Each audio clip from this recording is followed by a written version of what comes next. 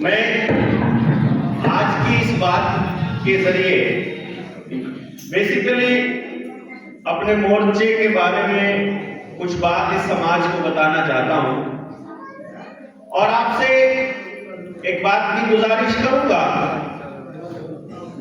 कि दादा सूरज भान हमारे को बाद में बताएंगे कि बच्चों ये काम जो कर रहे हो इसमें क्या सुधार की गुंजाइश है, कुछ गलत कर लिया है तो उसको ठीक कर लो और नहीं तो इसको कंटिन्यू करो और फिर हमें आशीर्वाद देंगे।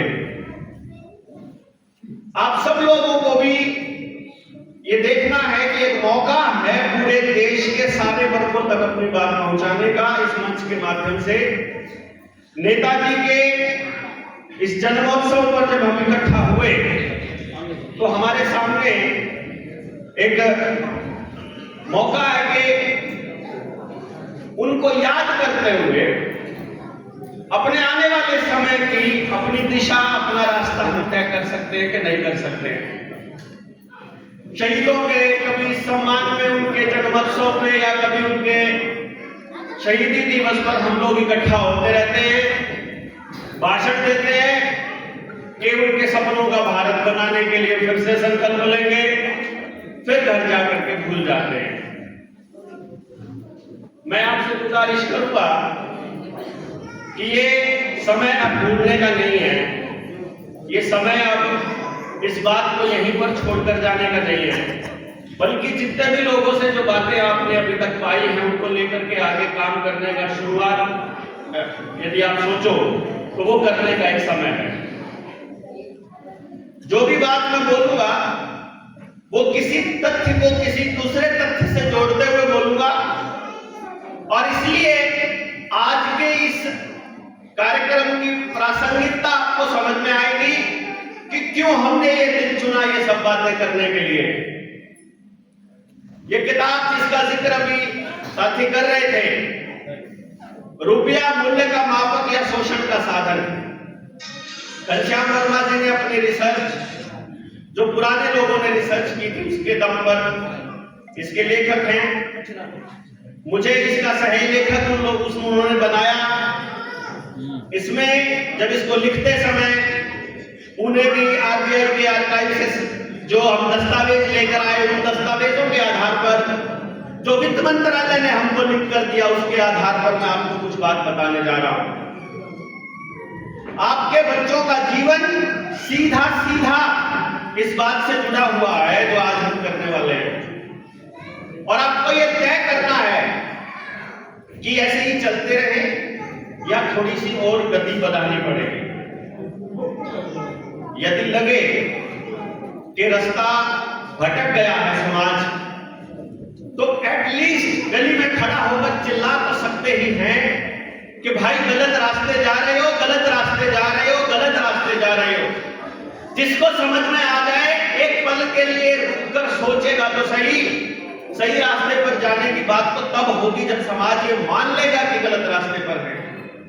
वरना ये इत्तेफाक नहीं हो सकता कि हर घर में बीमारी, हर घर में डिप्रेशन, हर घर में झगड़ा, हर घर में विस्थापन, हर कोई गांव छोड़कर भागना चाह रहा है। शहर में किसी के लिए जगह मिल नहीं रही है, भाईचारे के लिए जगह बची नहीं है, राजनीतिक तंत्र हावी होता जा रहा है, प्राइवेट कंपनियां बिल्कुल घरों तक घुस गई हैं, घरों के बिल्कुल एक चीज उनके हिसाब से चल रही है। तो ये इत्तेफाक नहीं हो सकता, ये किसी बहुत बड़े गेम प्लान का हिस्सा हो सकता है। वरना ऐसे कैसे होगा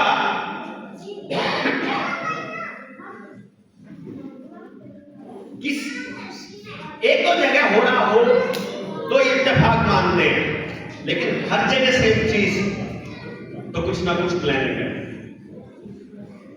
नेताजी सुभाष चंद्र बोस का जन्मदिवस मनाने के लिए इकट्ठा हुए। पूरी दुनिया में एक आदमी को बहुत बदनाम किया जाता है जिसका नाम है एडोल्फ हिटलर। जर्मनी का शासक था उस वक्त वो और उसे बदनाम किया गया।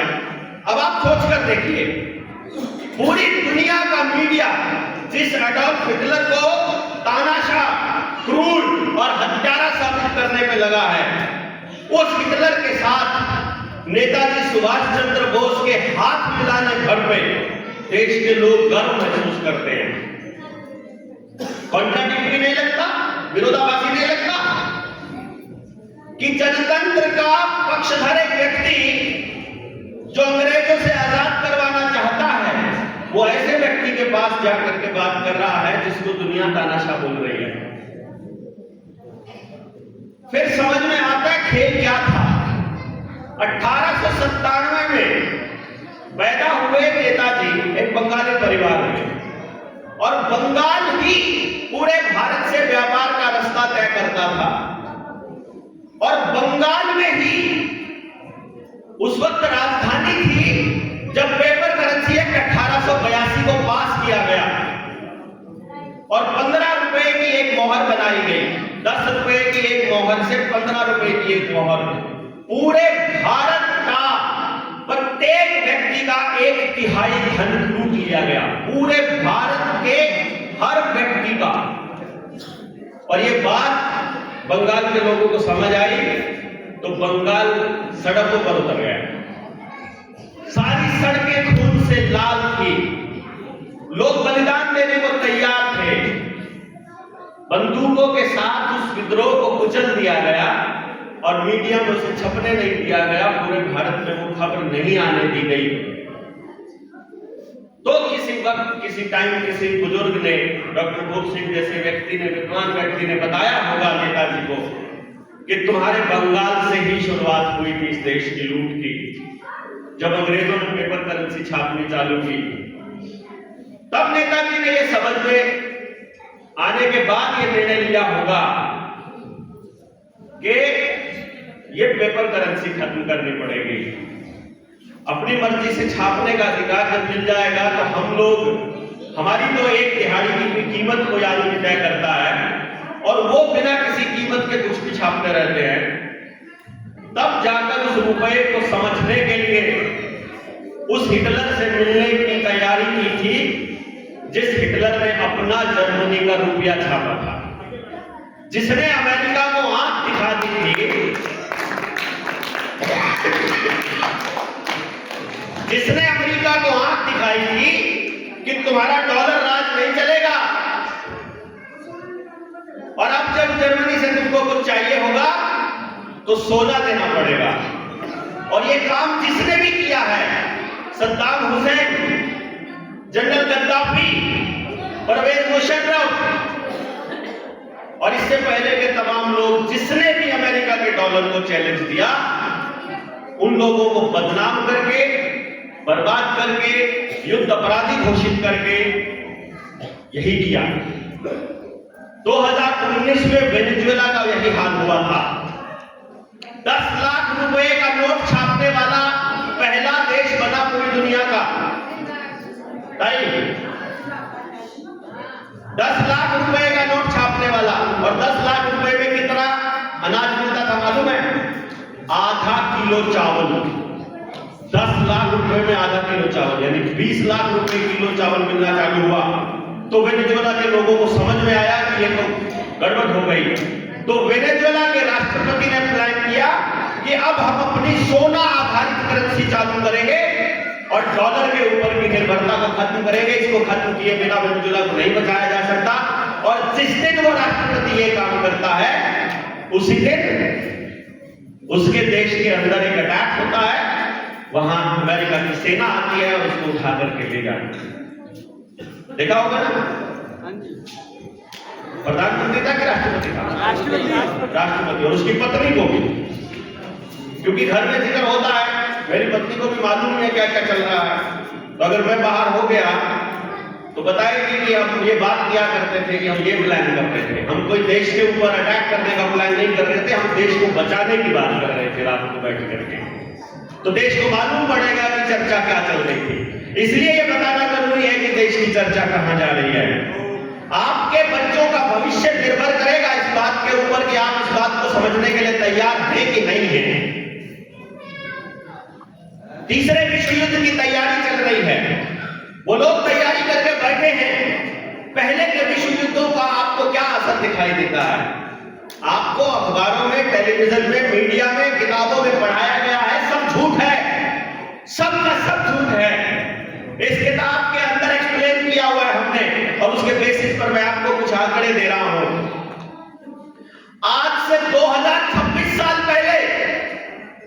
इस भारत में इतना रुपया, इतना धन, इतना अनाज, इतनी समृद्धि है कि पूरी दुनिया में वो पहले नंबर पर आता है। पूरी दुनिया में जीडीपी में, एक्सपोर्ट में, उत्पादन में, हर चीज के उत्पादन में पहले नंबर पर आता है। उसकी लड़ाई चाइना के साथ है। पूरी दुनिया का 48% तक का एक्सपोर्ट अकेला भारत कर रहा है।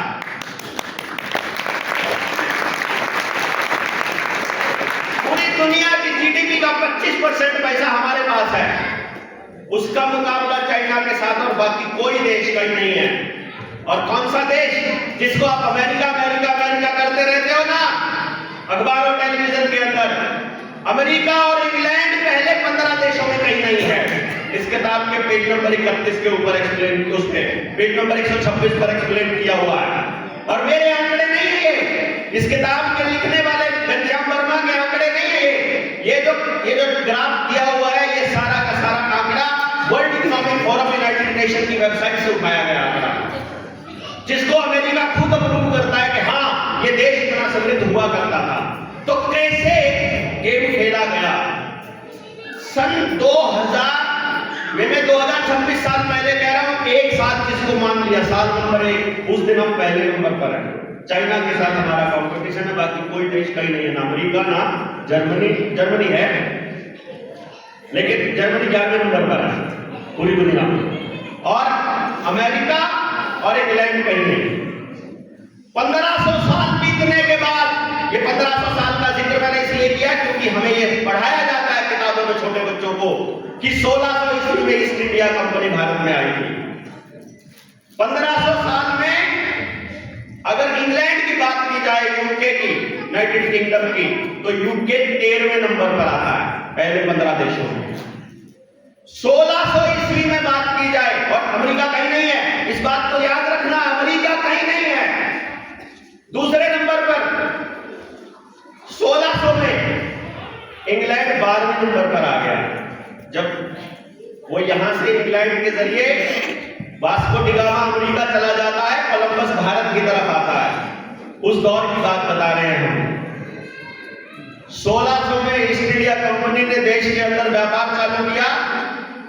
सन 1800 में इंग्लैंड 5वें नंबर पर पहुंच गया है और अमेरिका 12वें पर आ गया। जब ईस्ट इंडिया कंपनी ने यहां से सब कुछ वहां लेकर जाना चालू कर दिया, हमारे यहां रेल की पटरियां बना दी, सड़क बना दी, ये कहकर कि भाई हम लोग तुम्हारी तरक्की कर रहे हैं, लेकिन असली तुमको सामान ढोना था। आज के टाइम पर आपको वंदे भारत दिया जा रहा है। वंदे भारत के लिए नई ट्रैक बनाई है, उस नई ट्रैक पर जाकर कभी किसी ने देखा नहीं है। 24 घंटे के लिए वहां उस ट्रैक पर कुर्सी बिछाकर बैठ जाइए उस ट्रैक के आसपास और देखिए कि दिन में कितनी मालगाड़ियां जाती हैं और वो मालगाड़ियां किस प्राइवेट कंपनी की हैं। कभी किसी के पास समय नहीं है देखने का। उस पे एक यात्री ट्रेन जाती है वंदे भारत, वो भी अडानी की है, और इसके अलावा बाकी सब के सब खाद्यान्न सिर्फ कंटेनर जा रहे हैं। पूरे देश को लूटा जा रहा है। इधर उड़ीसा से, झारखंड से, छत्तीसगढ़ से, बंगाल से, मध्य प्रदेश, महाराष्ट्र, इधर से सारी खदानों से कोयला, लोहा, बॉक्साइट, एल्यूमिनियम और सोना वो वहां से ट्रांसपोर्ट किया जा रहा है। इधर से कश्मीर से लिथियम, ये आपको बड़े बड़े हाईवेज दे दिए गए भारतमाला के, आपके लिए नहीं है, ये बड़े बड़े कंटेनरों के लिए हैं। और उन कंटेनरों में ढोया जाएगा आपके देश की संपदा को। और वो सारे के सारे हाईवेज कहां से जा रहे हैं? वो वंदे भारत की पटरी किसके बीच में से जा रही है? अंबानी अडानी के साइलों में से जा रही है, जहां उनके खदान है उनके बीच में से। आप मान सकते हो, आपके रुपए से, आपकी कमाई से, आपके बाप दादाओं की कमाई से, आपकी जमीनों को जबरदस्ती अधिग्रहण करके वो पटरियां बनाई जा रही है, और वो पटरियां अंबानी अडानी के प्राइवेट साइलों में से गुजरती हैं।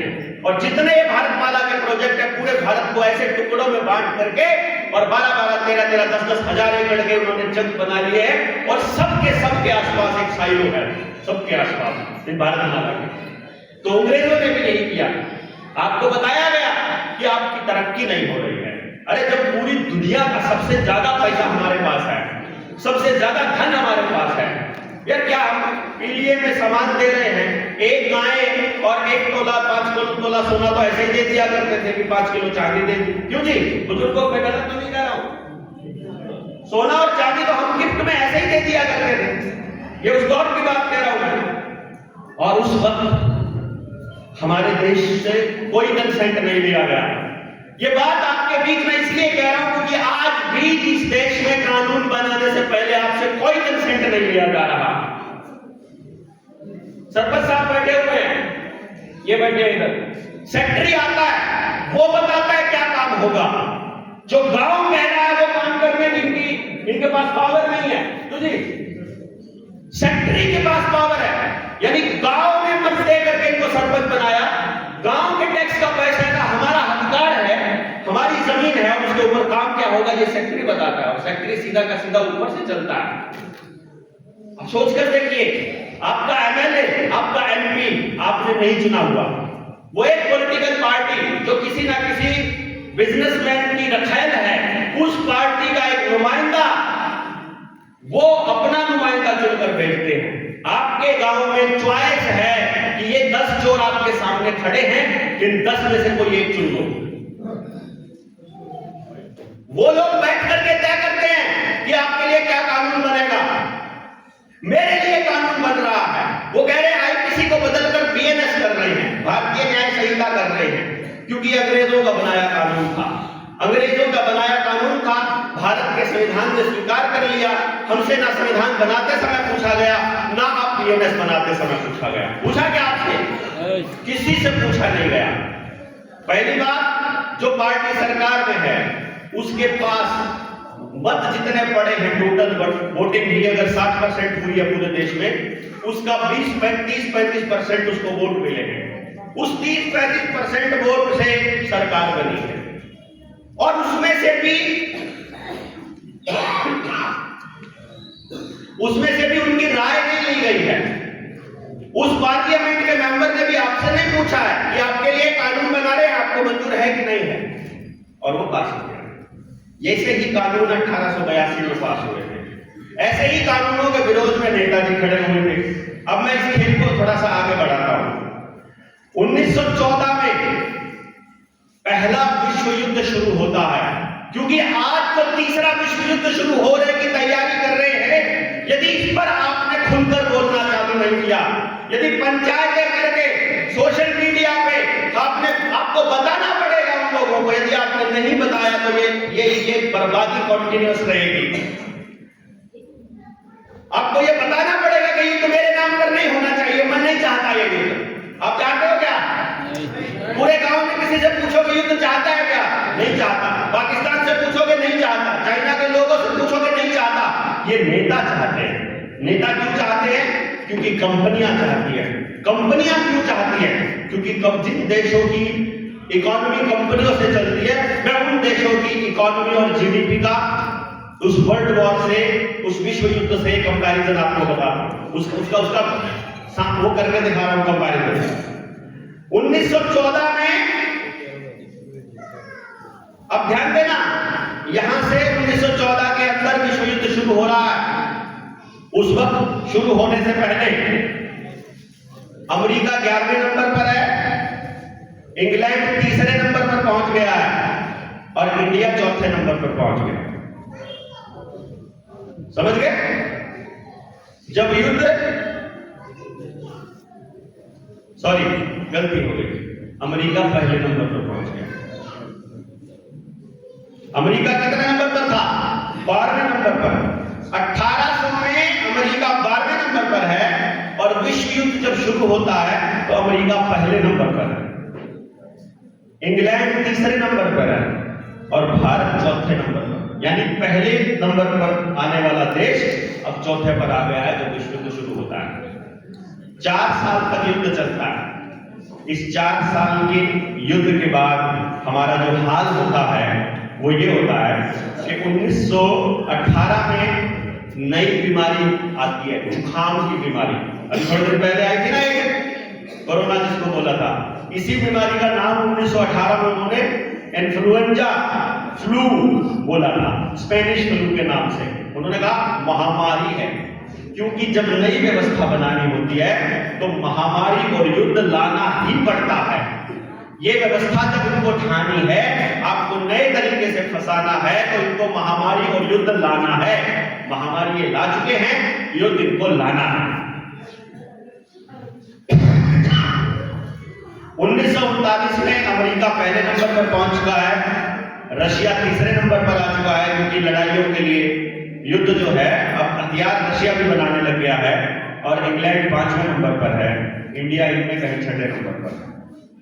लेकिन जो सबसे इंपॉर्टेंट बात है वो ये है कि अगर अमेरिका जो पहले नंबर पर है, उसकी इकोनॉमी, अगर उसकी जीडीपी 2,31,000 मिलियन डॉलर की है, तो इंडिया की इकोनॉमी मात्र 13,000 है। यानी पहले नंबर और 6ठे नंबर में कहीं कोई मुकाबला नहीं है। अब हम 10वें 20वें हिस्से पर आ गए। पूरी दुनिया से हमारा जो 26% की जो जीडीपी थी, वहां से हम 5% पर आ गए हैं, और सारा पैसा, सारा धन, सारा अनाज हम युद्ध के हथियार खरीदने पर लगा रहे हैं। और ये तब की बात कर रहा हूं जस्ट टाइम पर इंग्लैंड की पार्लियामेंट के हिसाब से शासन चल रहा है। इंग्लैंड के हिसाब से चल रहा था ना, क्योंकि 1947 में होता है, 1947 में एक एग्रीमेंट होता है ट्रांसफर ऑफ पावर का। उस दिन इंग्लैंड कहता है कि अब तुम अपने नोट छाप लो, हम अपने नोट लेकर जाते हैं। और उस एक रात में इस लूट को समझिएगा कि आज हम यहां खड़े हैं 23 जनवरी को, जयंती समारोह है ये दो शख्सियत का या दो घटनाओं का। पहला नेताजी सुभाष चंद्र बोस का भी, और दूसरा आज जनता सरकार मोर्चा का भी चौथा जयंती समारोह है। 4 साल हमारे हो गए। यानी एक रात पहले अगर हमारे पास इतना सारा सामान हो और अगले दिन सारा गायब हो जाए, तो उस भारत की परिकल्पना को मैं आपको बता रहा हूं। 15 अगस्त 1947 से पहले 14 अगस्त को इस देश में जितना सोना चांदी और रुपया है, और उन ट्रेनों में भरकर, शिप में भर करके जब लाद करके दूसरे देश में लेकर जाया जा रहा है, उस टाइम पर 43 करोड़ 67 लाख किलो शुद्ध सोना यहां से ट्रांसफर हुआ एक रात में इंग्लैंड, यानी जो आजादी का नाटक था उसके। और ये सब कैसे हुआ? आप लोगों को, यानी हमारे पुरखों को बोलने नहीं दिया गया। जो लूट हो रही थी, जो मनमानी अंग्रेजों की चल रही थी, उसके सामने बोलने नहीं दिया गया। अब मैंने ये जिक्र क्यों किए? बहुत इतिहास पढ़ाए जाते हैं, बड़ी सारी चीजें बताई जाती हैं, क्योंकि मैं आपके सामने कुछ बताना चाहता हूं, इस देश के लोगों के सामने अपनी बात रखना चाहता हूं, अपना दर्द, अपने मोर्चे के साथियों का दर्द रखना चाहता हूं कि हमको एक दुख है, और अपने बुजुर्गों से रिक्वेस्ट है, और देशवासियों से भी एक निवेदन है कि कम से कम सुन तो लो, कम से कम हमको ये तो बता दो कि ये तुम गलत कह रहे हो। मैं नहीं कहता कि आपकी जमीन पर क्या बनना चाहिए, मैं ये भी नहीं कहता कि आपको इंजेक्शन आपके बच्चों को लगना चाहिए कि नहीं लगना चाहिए, मैं ये भी नहीं कहता कि आप क्या पढ़ाओगे क्या नहीं पढ़ाओगे। पर अगर इस देश में आजाद हम लोग हैं और इस देश आजाद भारत के नागरिक हैं, तो हमारी आजादी तो होनी चाहिए ना। बताइए, हमारी मर्जी तो होनी चाहिए ना। हमारी मर्जी के बिना किसी नेता को, किसी पार्लियामेंट को कानून बनाने का अधिकार होना चाहिए? नहीं होना चाहिए। लेकिन क्या हमसे पूछा जाता है? नहीं। कोई मैकेनिज्म है? नहीं। जो अफसर हमसे तनख्वाह लेता है, जो हमारे टैक्स के पैसे से चलता है, हमारी पावर को एक्सेस करके वो हमारे ही घरों को तोड़ने लग जाता है। मेरी इल्तिजा है, मेरी रिक्वेस्ट है इस मनमानी के खिलाफ कि कम से कम इस मनमानी के खिलाफ कुछ खड़े तो होइए। कुछ मनमानियां हैं जो आपके बीच रखना चाह रहा हूं। उसके बाद अपनी बात को समाप्त करेंगे। अफसरशाही है कि नहीं है? अफसरों की दादागिरी है, गुंडागर्दी है, अतिक्रमण के नाम पर बुलडोजर चलाया जा रहा है, रजिस्ट्रेशन के नाम पर, कागज बनाने के नाम पर बुलडोजर चलाया जा रहा है, टैक्सेशन के नाम पर जबरदस्ती हो रही है। होनी चाहिए जबरदस्ती, ये मनमानी रुकनी चाहिए। आरटीओ का जंगल राज चल रहा है, आरटीओ का जंगल राज चल रहा है कि नहीं चल रहा है? कोई भी व्यापारी ट्रक दिखाई दे, कोई भी व्यापारी टैक्सी दिखाई दे, कोई भी पीली प्लेट वाली गाड़ी दिखाई दे, या कोई भी व्हीकल सड़क के ऊपर दिखाई दे, तो उससे हफ्ता वसूली जारी है, अवैध वसूली चल रही है, ओवरलोडिंग के नाम पर दादागिरी चल रही है, दूसरे नियमों के नाम पर जबरदस्ती चालान काटे जा रहे हैं, ऑनलाइन चालान कट रहे हैं, बिना पर्ची के कट रहे हैं। कट रहे हैं कि नहीं कट रहे? कट रहे हैं। ये दादागिरी रुकनी चाहिए कि नहीं रुकनी चाहिए? रुकनी चाहिए, रुकनी चाहिए। मेरे बाप दादाओं की जमीन पर टैक्स उन्होंने सड़क बनाई। सड़क बनाते समय हमसे, जब हमने गाड़ी ली, हमसे रोड टैक्स लिया गया, हर साधन का रोड टैक्स हमने दिया, और रोड टैक्स के बाद फिर टोल टैक्स हमसे लिया जाता है। आपको मालूम है टोल टैक्स किस चीज का लिया जाता है? केवल और केवल कमर्शियल एक्टिविटी का टोल लिया जाता है। उस सड़क पर चलने को वो लोग कमर्शियल एक्टिविटी बोलते हैं। एक नई चीज बताता हूं आपको, शायद आपको मालूम नहीं होगा। ये सड़क को इंग्लैंड की पार्लियामेंट अपनी मलकियत मानती है, क्योंकि वो ये कहते हैं, आप कोई मकान लेते हो और उस पे यदि लोन ले लिया आपने, तो कागजात उस लोन के ऊपर वाले बिल्डिंग के लिए जाते हैं या जमीन के लिए जाते हैं? जमीन तो दादा लाई है हमारी, जमीन तो हमारी है ना, जमीन के कागज लिए जाते हैं। जब वो मकान की किस्तें ना चुकता कर पाओ तो ऊपर की ईंटें लेके जाते हैं या जमीन भी ले लेते हैं साथ में। कोई भी बैंक जो कमर्शियल एक्टिविटी करता है बिना कुछ गिरवी रखे आपको लोन देगा क्या? तो अमेरिका वर्ल्ड बैंक से जब सरकार, ये भारत की पार्लियामेंट जब लोन लेती है तो बिना कुछ गिरवी रखे लोन देगी क्या? आपके गांव में जितनी सड़कें बन रही हैं, पुराने खड़ों से तोड़ करके इंटरलॉकिंग वाली जितने ईंटें लगाई गई, जितना पत्थर बिछाया गया, जितना सीमेंट बिछाया गया, आपकी गांव की सड़कों को नीलाम करके बनाया गया है, उनको गिरवी रख के बनाया गया है। आपको मालूम नहीं है? आपको यह भी नहीं मालूम है कि आपके गांव के, आपके पुरखों ने जो जमीनें अपनी मर्जी से दान दी थी सामूहिक कार्य के लिए कि मेरे गांव के लिए इस्तेमाल होंगे, वो सरकारी अस्पताल की, वो सामुदायिक अस्पताल की जमीन, वो स्कूल की जमीन, वो जोड़ की, बड़ी की, हमारे शामलाट की, गौचरान की, मंदिर की, चौपाल की, सारी जमीनें सरकार अपने नाम कर चुकी है। ये सरपंच साहब बैठे, गलत तो नहीं कह रहा हूं, सबके सब अपने नाम कर चुकी है। वो जमीनें आपके बाप दादाओं की जमीनें थी, वो अपने नाम पे कैसे कर ली उन्होंने? क्योंकि आपने ये कहा कि हम निकम्मे हैं और हमसे अपने गांव में कोई काम नहीं होता मिलकर के, इसलिए हमारा काम करने के लिए कोई थर्ड पार्टी आएगी और वो थर्ड पार्टी आपके लिए काम करेगी। नहीं, सवाल ही पैदा नहीं होता भाई, वो प्रॉफिट के लिए काम करेंगे। उन्होंने आप ही के नुमाइंदों के जरिए, आपके स्कूल में पढ़ाने वाला मास्टर वो आप ही का बच्चा है, और उसने स्कूल मैनेजमेंट कमेटी का प्रस्ताव पास करके उस स्कूल की जमीन की रजिस्ट्री कर दी उनके नाम। ये वापस लेंगे हम। भारत के अंदर जितनी भी जमीनें भारत के लोगों की थी, जिनको इन कॉर्पोरेशंस ने, सरकारों ने अपने नाम पे कर लिया है, क्या ये जमीनें वापस लेनी चाहिए? लेनी चाहिए। हम ये गलत तो नहीं कर रहे हैं। ये जमीनों को वापस अधिकार के लिए हम लोगों को एक मुहिम शुरू करनी पड़ेगी। और ये क्योंकि जमीन हमारी थी, इसके ऊपर सड़क बनाने का अधिकार, सड़क बनाने का लोन वर्ल्ड बैंक से आया है।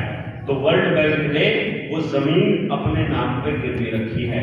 तो वो जमीनें जो आपसे अधिग्रहण कर जा रहा है, वो जमीनें वर्ल्ड बैंक के पास गिरवी रखी जा रही है। तो आपका चालान केवल तब होगा, और चालान में जो पैसा है कहां जमा हो रहा है मालूम है आपको? मंत्रालय कहीं नहीं जमा हो रहा। नए कॉर्पोरेशन बन गए हैं, स्मार्ट सिटी प्राइवेट लिमिटेड के नाम से नए खाते खुल गए हैं, भारत की ट्रेजरी में पैसा जमा नहीं होता, अब सीधा सारा पैसा प्राइवेट कंपनियों को जा रहा है, क्योंकि वो सड़कें अब प्राइवेट कंपनियों की मलकियत बन गई है। एक एक्सपेरिमेंट करके देखना, आगे पुलिस वाला चालान के लिए बैरियर लगा के खड़ा हो, बैरियर ही नहीं लगाते हो तो, अगर लगा के खड़ा हो, ना लगा के खड़ा हो, वैसे भी खड़ा हो, अपनी बाइक को सड़क से नीचे उतार देना, ठीक है, और बाइक से उतर जाना, चालान नहीं कर सकता हो।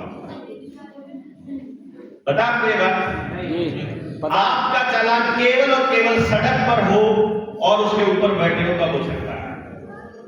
तो करके दिखा चालान, नीचे उतार दो, क्योंकि नीचे की जमीन भारत की है और सड़क की जमीन कंपनी की है, वो ऐसा बोल रही है, वहां दस्तावेज हो गया। पुलिस वाले भाई बैठे, मलिक साहब गलत तो नहीं कह रहा हूं, ठीक कह रहा हूं, नीचे उतार लोगे तो चालान नहीं कर सकता। अब आपको उस पुलिस वाले को ऊपर बोलेगा मोटरसाइकिल का एक पहिया ऊपर चढ़ा, ये हमारे साथ हो चुका है, हमने गाड़ी नीचे उतारी, बोला नीचे को उतारो, ऊपर जा, बोला ऊपर नहीं, नीचे मेरे बाप की है, ऊपर तेरे बाप की है।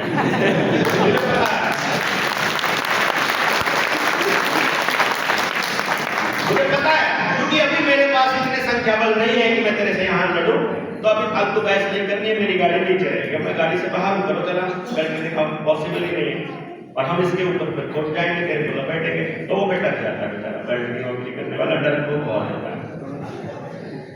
टोल के नाम पर गुंडागर्दी हो रही है, बंद होनी चाहिए। चलो जो देना चाहता है, मैं कह रहा हूं जो देना चाहता है, आप कह रहे हो कि सुविधा अगर होगी तो शुल्क आपको देना पड़ेगा, कोई बात नहीं, इसका हिसाब किताब भी बहुत जल्दी करेंगे।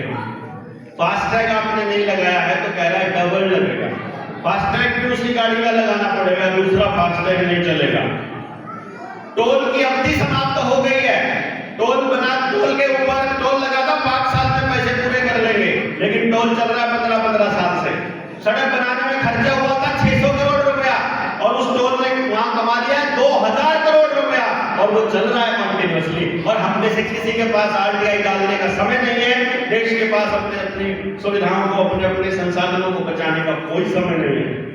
ये गुंडागर्दी रुकनी चाहिए कि नहीं रुकनी चाहिए? रुकनी चाहिए।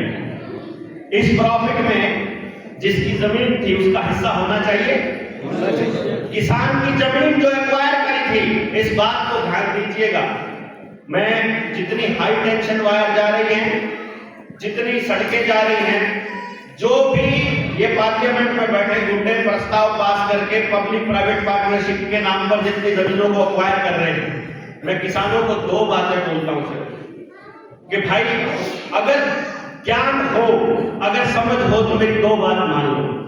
पहली बात, भारत के नागरिक यदि हो तो कंपनी को बोलो मुझे भारतीय रुपया चाहिए मुआवजे में। क्या चाहिए? भारतीय रुपया। हमें इंग्लैंड की शाखा के आरबीआई के नोट नहीं चाहिए, क्योंकि इस नोट के ऊपर लिखा मैं धारक को 100 रुपए अदा करने का वचन देता हूं। ये नोट नकली है, खड़े होकर बोल रहे हैं हम, इसीलिए नोट बंद कर रहे हैं ये। और अगर इसका सबूत आपको जानना है, इस देश में जहां जहां लोग इस आवाज को सुन रहे हैं, एक काम कर दो बस, खाली अपने गांव के, अपने आसपास के, या जहां आपका खाता है उस बैंक में जाकर एक 100 रुपए का नोट जमा करके आरबीआई के गवर्नर के नाम उस बैंक मैनेजर के सिग्नेचर करके रिसीव ले लो, और उस कागज में लिख दो कि मैं गवर्नर के वादे के अनुसार इस 100 रुपए के नोट के बदले अपने 100 रुपए देना चाहता हूं। लिखा है ना, मैं धारक को 10 चाय देने का वादा करता हूं, मैं धारक को 10 किलो आम देने का वादा करता हूं, मैं धारक को 100 रुपए अदा करने का वचन देता हूं। वचन दिया हुआ है ना, 100 रुपए मांगने का अधिकार तो हमको होगा ना। अरे एक बार मांग तो लो। वो बोलेगा 100 रुपए के 1-1 रुपए के सिक्के दे दे, सिक्का लीगल टेंडर है। 1-1 रुपए के नोट दे दे, नोट लीगल टेंडर है। 10-10 रुपए के 10 नोट दे दे, लीगल टेंडर है। हमको लीगल टेंडर नहीं चाहिए, हमको क्या चाहिए? जिस चीज का वो टेंडर है, जिस चीज को वो लीगली रिप्रेजेंट करता है, मुझे वो चीज चाहिए। मांग नहीं सकते क्या? मांग सकते हैं। नेताजी ने मांगा था, इसीलिए भी अपराधी बनाया था। नेताजी ने अपने रुपए को सोने के बराबर खड़ा किया था, इसीलिए पूरे देश में सोना मांगते हुए गए थे। आजाद हिंद नेशनल बैंक की स्थापना की तो उन्होंने कहा था ये कागज के नोट तुम्हारे को बर्बाद कर देंगे। जिस जिस घर में नोटों के लिए अपने बच्चों को बाहर भेजा है वो बच्चा वापस नहीं आया है। ध्यान दीजिए, जिस भी आदमी ने इन नोटों के लिए काम करना चालू किया है सबका स्वास्थ्य खराब हो चुका है, सबके घरों में डिप्रेशन और तलाक घुस चुका है, सबके घर बर्बाद हो चुके हैं, सबके जिसने भी इस रुपए के कागज के बदले काम करना चालू किया, क्योंकि इसके पीछे कोई वैल्यू नहीं है। जब आप सारी कमाई जीरो चीज के लिए खर्च करते रहेंगे, कुएं में डालते रहोगे तो बर्बाद तो हो गए और पूरा गांव मिलकर के ये काम कर रहा है। हम आपसे इतना कह रहे हैं कि ये कारोबार इनका बंद होना चाहिए। टोल टैक्स पर आपसे सिर्फ 10 रुपए, 20 रुपए, 100 रुपए नहीं लिए जाते हैं।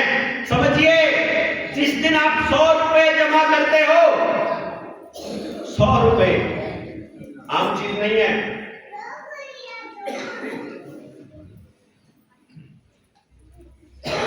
हमारा सुनार बैठा है कहाँ? 1 रुपया कितने का है? 13 प्लस का 10,000 प्लस। 1 रुपया 10,000 प्लस का। देखो कितने कमाल की बात है। भारत का 1 रुपया और बैंकों के 10,000 रुपए के नोट बराबर है। जब आप जमा करते हो अपनी कमाई और बैंक से निकालते हो छपे हुए, आपके साथ लूट क्या हो रही है कि जब आप बैंक में 100 रुपए जमा करते हो तो बैंक 10 लाख रुपए छाप लेके और उद्योगपति को दे देता है। यानी आप हर ट्रांजैक्शन में 10,000 गुना गरीब हो रहे हो, हर ट्रांजैक्शन में। तो जब आप किसी टोल टैक्स पर 100 रुपए देते हो, अपने फास्टैग से कटवाते हो, उसी टाइम वो उद्योगपति को 10 लाख रुपए छाप कर दे देता है। सोचो कितने हजारों करोड़ रुपया दिन का इकट्ठा होता है, तो कितने लाख करोड़ रुपए को उद्योगपतियों को छाप छाप के दे रहे हैं। तो कल तो आपकी जमीन का रेट वो 5 करोड़ कर दे या 10 करोड़ कर दे, उनको कोई फर्क पड़ने वाला है क्या? वो तो छाप के लेके आते हैं, उनको कोई दिक्कत नहीं है। उस रुपए की कोई वैल्यू नहीं है, और वो वैल्यू वेनेजुएला की तरह इस देश में भी होने वाली है जब 10 लाख रुपए में आधा किलो चावल मिलेगा।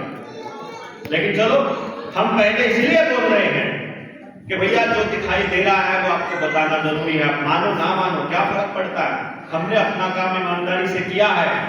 जिस दिन समझ आएगा उस दिन तो आप ये लड़ाई लड़ लेना, उस दिन तो अपने रुपए का कोई मान रख लेना, उस दिन तो उसका कोई मानक फिक्स कर लेना। इस देश में सुप्रीम कोर्ट ने 2011 में एक निर्णय दिया था, और इस देश के लोगों को उस निर्णय की अनुपालना करने के लिए दिन रात एक कर देना चाहिए। वो निर्णय ये था कि कहीं भी खदान में जो भी निकलता है, चाहे कोयला है, पत्थर है, लोहा है, लिथियम है, बॉक्साइट है या कोई और धातु, कॉपर है, कुछ भी है, वो देश की जनता का। ये सुप्रीम कोर्ट का आदेश है। देश की जनता का मतलब है वहां से जो प्रॉफिट है वो देश की जनता का होना चाहिए, या टेंडर देश की जनता का होना चाहिए? प्रॉफिट होना चाहिए भैया, प्रॉफिट। क्योंकि देश की ट्रेजरी में पैसा बहुत थोड़ा जमा हो रहा है। यानी अगर 1,000 रुपया उनको कमाना होता है तो वो मात्र 10 पैसे या 20 पैसे जमा कर रहे हैं ट्रेजरी में। लाखों गुना की लूट हर माइनिंग के साथ हो रही है। आपके आसपास भी कोई पहाड़ होगा जरूर, है ना? यहाँ कल्याणा के आसपास भी था ना पहाड़, जोधपुर में भी है। सारे गांव की अर्थव्यवस्था, आसपास के गांव की अर्थव्यवस्था वहां से चलती होती थी, जहां से भी चलती थी। क्योंकि हमारे बुजुर्गों ने जो गांव बसाने का जो डिजाइन बनाया था वो ऐसा बनाया था कि वहां जीवन यापन के लिए कोई ना कोई स्किल के लिए कुछ ना कुछ उपलब्ध हो, नहीं तो खेती करने के लिए हो, या कोई माइनिंग से हो, या कोई खनिज पदार्थ निकलते हो, कोई भी ऐसी प्राकृतिक संपदा हमारे पास हो जिसके दम पर हम जीवित रह सके। लेकिन वो सब के सब हमने कंपनियों को दे दिए। तो जो सरकार में बैठे या पार्लियामेंट में बैठे गुंडे हैं, उनकी मनमानी रुकनी चाहिए कि नहीं रुकनी चाहिए? वो जो पैसा है वो देश की जनता का है कि कंपनियों का है? देश की जनता का। कभी पुलिस वालों से वास्ता पड़ा है थाने में एफआईआर लिखवाने का?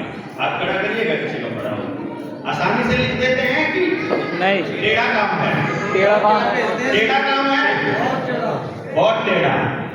अब आप बताइए, जो उनका काम है कि अंदर घुसते ही आपकी शिकायत को दर्ज करने का, और उस पर भी यदि आपको मुशक्कत करनी पड़ती है तो उनकी ये गुंडागर्दी रुकनी चाहिए। आरटीआई के जवाब में वो जो गुंडागर्दी कर रहे हैं वो रुकनी चाहिए। नहीं चाहिए, बैंकों के लिए जो कब्जा दिलवाने का काम पुलिस वाले कर रहे हैं वो रुकना चाहिए। रुकना चाहिए। किसी को भी हिरासत में डालने का जो अब नया फरमान जारी कर दिया है बीएनएस में, पहले होता था कि 14 दिन की न्यायिक हिरासत में पहले भेजा जाता था। अब आपको शायद नहीं पता है, बीएनएस में इस तरह का अरेंजमेंट हो गया है, यदि जिसने उसको गिरफ्तार किया है वो डिनाई कर दे बेल को तो 90 दिन तक वैसे ही अंदर से बाहर ना आए। ठीक है ना? डिनाई चाहे वो फिर बाद में बेकसूर साबित हो जाए, 90 दिन तक पुलिस वालों की गुंडागर्दी चले, यानी उसकी मर्जी है कि कौन बाहर आएगा कौन नहीं आएगा।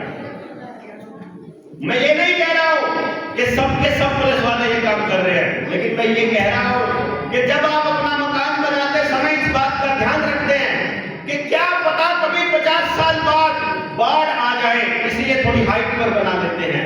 क्या पता कभी 30 साल बाद गली ऊंची हो जाए, इसलिए थोड़ा भरत करके बना देते हैं। ऐसे बनाते हो ना? हाँ जी।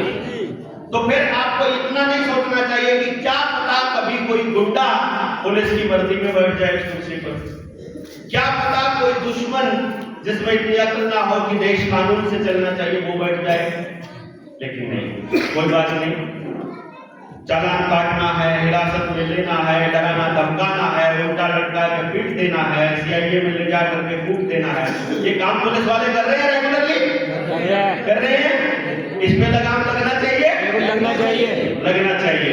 गांव के लोग बता दें कि लगना चाहिए कि नहीं लगना चाहिए। हर किसान के साथ एक ठगी की जा रही है, उसके मर्जी के बिना उसके खेत में उगाई जा रही फसल का बीमा और उस बीमा की राशि 3 जगह से ली जा रही है, किसान के खाते से, राज्य सरकार के खाते से और केंद्र सरकार के खाते से।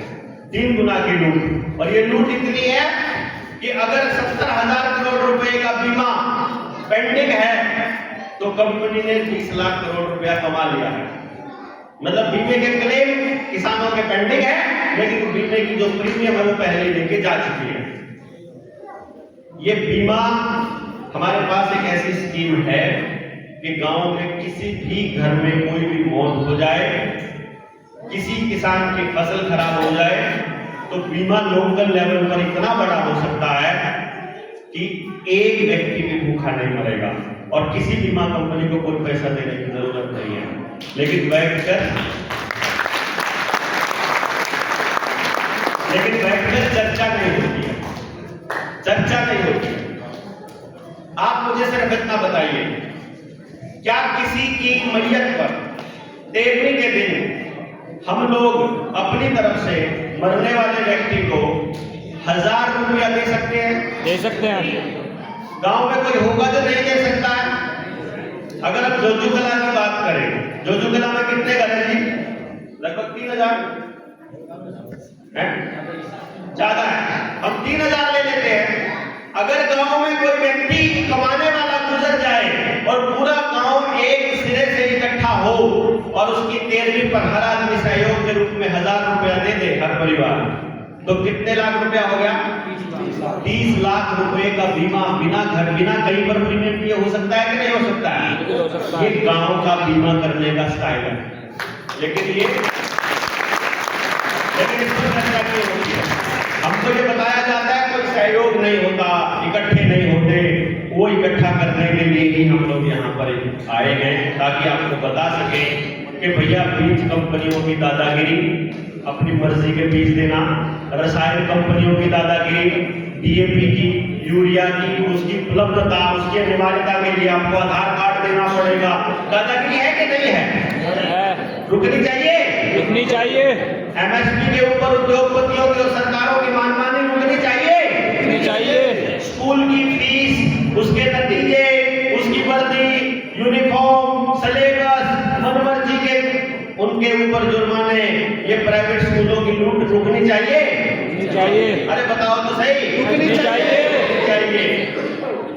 एक तरफ सरकार कह रही है हम लोग आपको सुरक्षित रखना चाहते हैं, लेकिन साथ के साथ ये कहती है अल्ट्रासाउंड तब नहीं करेंगे जब तक आप रजिस्ट्रेशन नहीं करवाओगे, क्योंकि वो पहले झटके में हमको बोलती है तुम हत्यारे हो। पहले झटके में बोलती है, वो कहते हैं हम कैसे हत्यारे, बोले नहीं तुम अगर लड़की मिली तो तुम मरवा दोगे, ऐसा ही कह करके बोलते हैं ना, भ्रूण हत्या करवा दोगे इसलिए तुमको रजिस्ट्रेशन करवाना पड़ेगा। जैसे कि उनको हमारी लड़कियों की बहुत ज्यादा चिंता है, वो हमारी लड़कियों को बर्बाद करने में लगे पड़े हैं, वो हमारे छोटे छोटे बच्चों को बर्बाद करने में लगे पड़े हैं, उनको डोपामिन की डोज दे करके, उनको मोबाइल दे करके, उनके खाने के अंदर जहर मिला करके। आपके गांव की दुकान पर जाकर एक बार पैकेट वाली आइटम के पीछे देख लेना उसमें क्या क्या आइटम है, और एक बार साइड इफेक्ट चेक कर लेना, एक भी आइटम आपके बच्चों के खाने के लिए सही नहीं है। लेकिन नहीं, कोई दिक्कत नहीं, आंगनबाड़ी वर्कर और आशा वर्कर अपने बच्चों को जबरदस्ती वैक्सीन लगवाने की मनमानी कर रही है कि नहीं कर रही है? वहां मर्जी किसकी, मालिक की चलनी चाहिए क्या? मालिक माँ बाप की चलनी चाहिए क्या आंगनबाड़ी की? माँ बाप की। और अगर कुदरती प्रसव हो जाए तो FIR हो रही है दाई के ऊपर। बच्चों को, गर्भवती महिलाओं को लगने वाली वैक्सीन के ऊपर मनमानी हो रही है। स्कूलों के अंदर, अस्पतालों में इलाज करवाने चले जाओ, स्कूल में दाखिला करवाने चले जाओ, कोई और काम करो, आधार ID देनी पड़ेगी, अपार ID बनवानी पड़ेगी, डेट ऑफ बर्थ सर्टिफिकेट बनवाना पड़ेगा। ये जबरदस्ती नहीं है क्या? जबरदस्ती नहीं है। तो जबरदस्ती किस नाम पर थोप रहे हैं कि तुम चोर हो, तुम ये फायदा लेने वाले हो दूसरे लोगों से, तुम फिर लेने वाले हो। एक बार चेक करके देखो, पूरा गांव नौकरी नौकरी नौकरी के चक्कर में पड़ गया है। नौकरी की उपलब्धता, जितने बच्चे फॉर्म भरे हैं चेक करके देखोगे, पास का परसेंटेज 0.1% से ऊपर नहीं है, और जो बच्चे फेल हो रहे हैं 99.9% से ज्यादा, उन बच्चों के लिए किसी भी व्यक्ति के पास पूरे सिस्टम के अंदर प्रधानमंत्री है, मुख्यमंत्री है, पार्लियामेंट का मेंबर, लेजिस्लेटिव असेंबली का मेंबर जिसे MLA बोलते हैं, जिला पार्षद, कोई काउंसलर, कोई सरपंच, कोई मेंबर, किसी के पास स्कूल के मास्टर प्रिंसिपल या उसके मालिक कोई है स्कीम उस बच्चे के लिए जो फेल हो रहा है? बताइए ना। यानी कि जो बच्चे पास नहीं हो पा रहे, जो कि 99.9% है, उन बच्चों के लिए कोई भी प्लानिंग नहीं है इस समाज की। अगर ये नहीं सोचा गया तो वो बारूद बन रहे हैं, वो हमारे घरों में बैठे बैठे नशे के व्यापारी बन जाएंगे, वो सारे घरों को बेच देंगे, सारे घरों को बर्बाद कर देंगे। अभी दुर्गम से आए थे हम, 85% युवा नशे की गर्द में जा चुका है। और इस देश में भी, इस गांव में चौचुकला में जब हम घूमे थे, हमारी टीम ने बताया था कि दारू से लेकर के कोई ऐसा सूखा नशा अवेलेबल ऐसा नहीं है जो इस गांव में नहीं मिलता है। नहीं मिलता है क्या जी सरपंच साहब? क्यों जी, सरकार मिलता है ना, सारा मिलता है, हर गांव में मिल रहा है। 7 लाख के 7 लाख गांव में नशे की उपलब्धता कौन करवा रही है? पुलिस, प्रशासन। और यदि गांव में नशा करने वाले एक आम नागरिक को मालूम है नशा कहां से सप्लाई हो रहा है, तो क्या सिस्टम को नहीं पता है? अगर सिस्टम को नहीं पता है तो ऐसा सिस्टम हमारे ऊपर राज करने के लिए सही नहीं है। रिजेक्ट करना पड़ेगा कि नहीं करना पड़ेगा? बताओ जरा। ऐसा सिस्टम रिजेक्ट करना पड़ेगा जिसको मालूम ही नहीं चलता है कि भाई कहां से नशा हो रहा है, आम नागरिक को मालूम है, और यदि उसे पता है तो इसका मतलब जानबूझकर हमारे बच्चों को बर्बाद किया जा रहा है। गलत कह रहा हूं, मैं सही कह रहा हूं? और ये बात आपको समझनी पड़ेगी, ये बोलना पड़ेगा कि इस सिस्टम के अंदर बैठे लोग ये चाहते हैं कि आपकी पूरी पीढ़ी नशेड़ी हो जाए। और ये बात आपको बोलनी पड़ेगी बड़े बड़े मंचों से, खुद बोलनी पड़ेगी, अपनी अपनी आईडी से लिखनी पड़ेगी, आपको इनकी विश्वसनीयता लगानी पड़ेगी कि अगर नेता को नहीं पता है ये सब चीजें, आप किसी भी पार्टी के समर्थक हो, किसी भी पार्टी के विरोधी हो, आपके नेता को अगर ये बातें नहीं पता है तो ऐसा व्यक्ति हमारा नेतृत्व करने के काबिल नहीं है। और यदि उसे पता है तो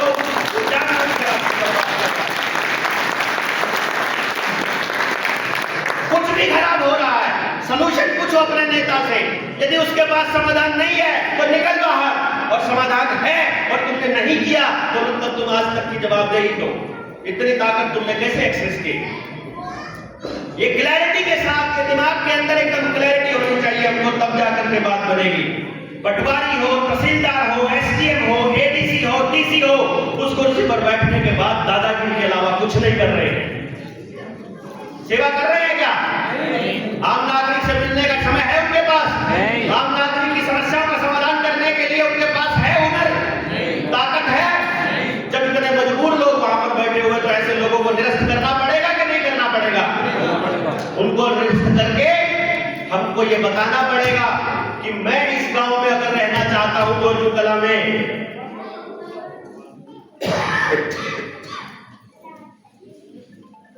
मैं अगर इस गांव के अंदर कोई काम करना चाहता हूं तो मेरा गांव बैठ करके तय कर सकता है। हम बेवकूफ नहीं है, हम गधे नहीं है कि हमें मालूम नहीं हमारे लिए क्या सही है। एक आरटीआई एक्टिविस्ट मिले थे अपने साथियों को, दादरी का रामनगर की कहानी है। दादरी जो है पंचायत की है, वहां पंचायत समिति की है। कमाल की बात यह है कि लगभग 10.5 लाख रुपए उस गली को बनाने के लिए खर्च हुए। कितने? तो खाते से कितना पैसा निकलना चाहिए? 10.5 लाख। तो भैया बिल बने, उन बिलों की फोटोकॉपी निकली, वो 10.5 लाख रुपया पंचायत के खाते से भी निकाल लिए और पंचायत समिति के खाते से भी निकाल लिए। दो बार 10.5 और सेंटर से भी निकल जाएंगे और डीसी भी निकाल लेगा कि नहीं निकाल लेगा, आपको मालूम पड़ता है क्या? ऑनलाइन पोर्टल का एक्सेस आपके पास है। वो किसान को ऑनलाइन सीधा खाते में भेजने की बात करते हैं, अपने चाचा को, अपने फूफा को, अपने बुआ को उन्होंने किसान नहीं बना रखा होगा, इस बात की गारंटी है? इसका सबूत बताता हूं।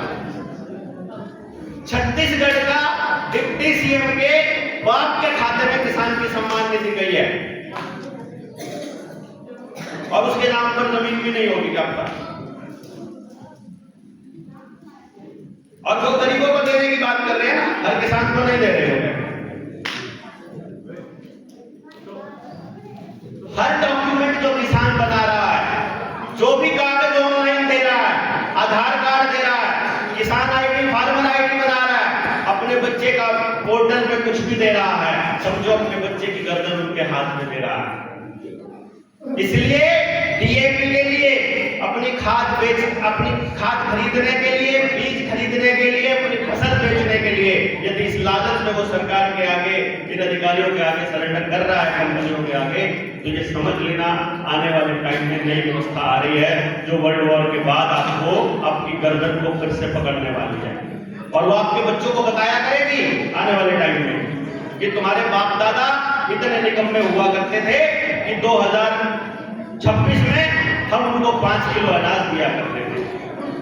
इस गांव की बात करूं ना मैं जब इस गांव की बात कर रहा हूं जोजू कला की, तो मैं अपने गांव पटना की भी बात साथ में कर रहा हूं।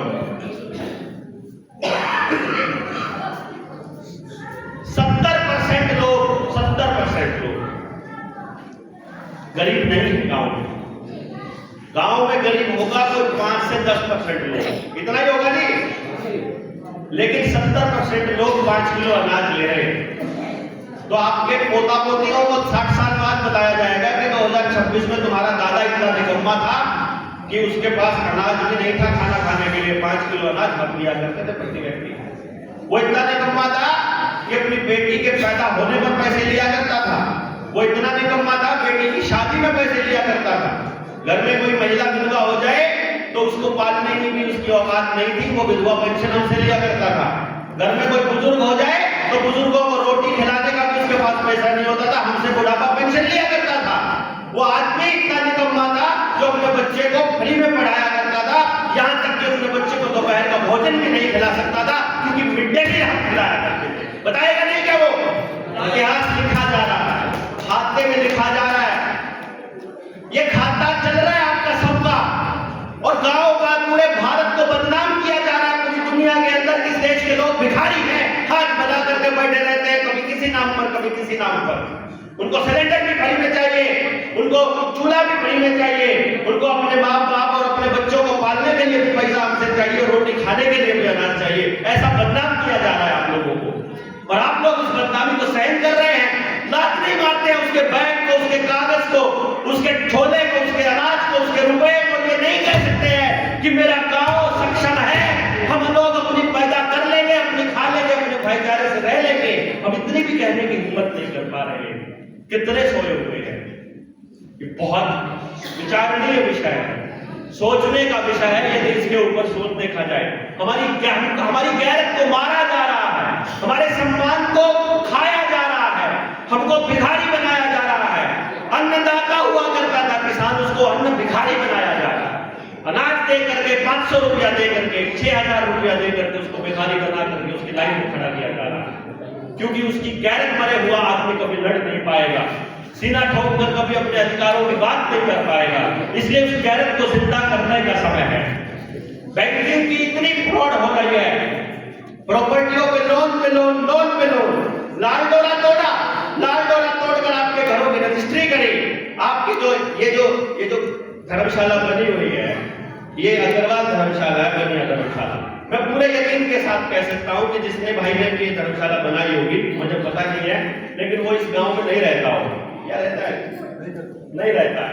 वो व्यक्ति इस गांव में नहीं रहता है। उसने बाप दादाओं की याद में, अपने माता पिता की याद में ये जगह पर, ये गांव को समर्पित की, लेकिन उसका कहीं ना कहीं मकान भी होगा। उसने अपना मकान क्लेम भी नहीं किया होगा, और गांव वालों को यह भी नहीं पता है कि जब गांव वालों ने भी उसका मकान क्लेम नहीं किया, तो लाल डोरा तोड़ते वक्त उसकी जमीन को भी सरकार ने अपने नाम पर कर लिया। ये गांव की जमीन वापस छुड़वानी पड़ेगी, बताइए ना। ये लाल डोरा वापस स्थापित करना पड़ेगा कि यहाँ किसी भी कंपनी और किसी भी सरकार की एंट्री बैन, यहाँ कोई कागज नहीं बनेगा। जिस चीज का कागज बन गया समझो बेच दी। बच्चे का डेट ऑफ बर्थ सर्टिफिकेट बना दिया, समझो बेच दिया। आपने कोई भी कागज बना दिया, समझो बेच दिया। और नहीं बिका तो बिकेगा आने वाले टाइम में, उसकी वो लगेगी, बोली लगेगी। इसलिए लाल डोरा दोबारा से स्थापित करना पड़ेगा। आप बताइए जरा, बैंक तय करते हैं ना आपकी प्रॉपर्टी की कीमत, आपको अपनी मेहनत की कीमत तय करने की आजादी नहीं है। बैंक तय कर रहा है कि आप क्या खाओगे क्या नहीं खाओगे, क्योंकि बैंकों से जरिए ही कंपनियां चलती है और कंपनियों के जरिए ही आगे की व्यवस्था चल रही है, और वही सरकार में बैठे लोग ऐसी पॉलिसी बना रहे हैं। लेकिन ना, हमको इन बातों पर सोचने का समय नहीं है। जब मर्जी हमारी गाड़ियां जब्त की जा रही है, मनमर्जी के इंटरेस्ट के रेट लगाए जा रहे हैं, लोन देते समय जबरदस्ती बीमा कर डालते हैं, हमारी मर्जी की कीमत भी नहीं है। 2 करोड़ के मकान की कीमत वो कहते हैं नहीं भैया 60 लाख लगेगी, और उस पर भी तुमको 40 लाख की लोन मिलेगा, और रेट इंटरेस्ट बढ़ जाएगा। रेट ऑफ इंटरेस्ट बढ़ के आप चुकता नहीं कर पाओगे तो आपकी 2 करोड़ की प्रॉपर्टी को नीलाम हम अपने आप करेंगे।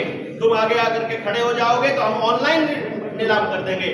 ऑनलाइन नीलामी की प्रक्रिया पूरी तरह से बैन होनी चाहिए कि नहीं होनी चाहिए? होनी चाहिए। इसलिए भी बैन होनी चाहिए क्योंकि ऑनलाइन किसी भी वेबसाइट का सर्वर भारत के पास नहीं है। क्यों नहीं समझ रहे हम लोग?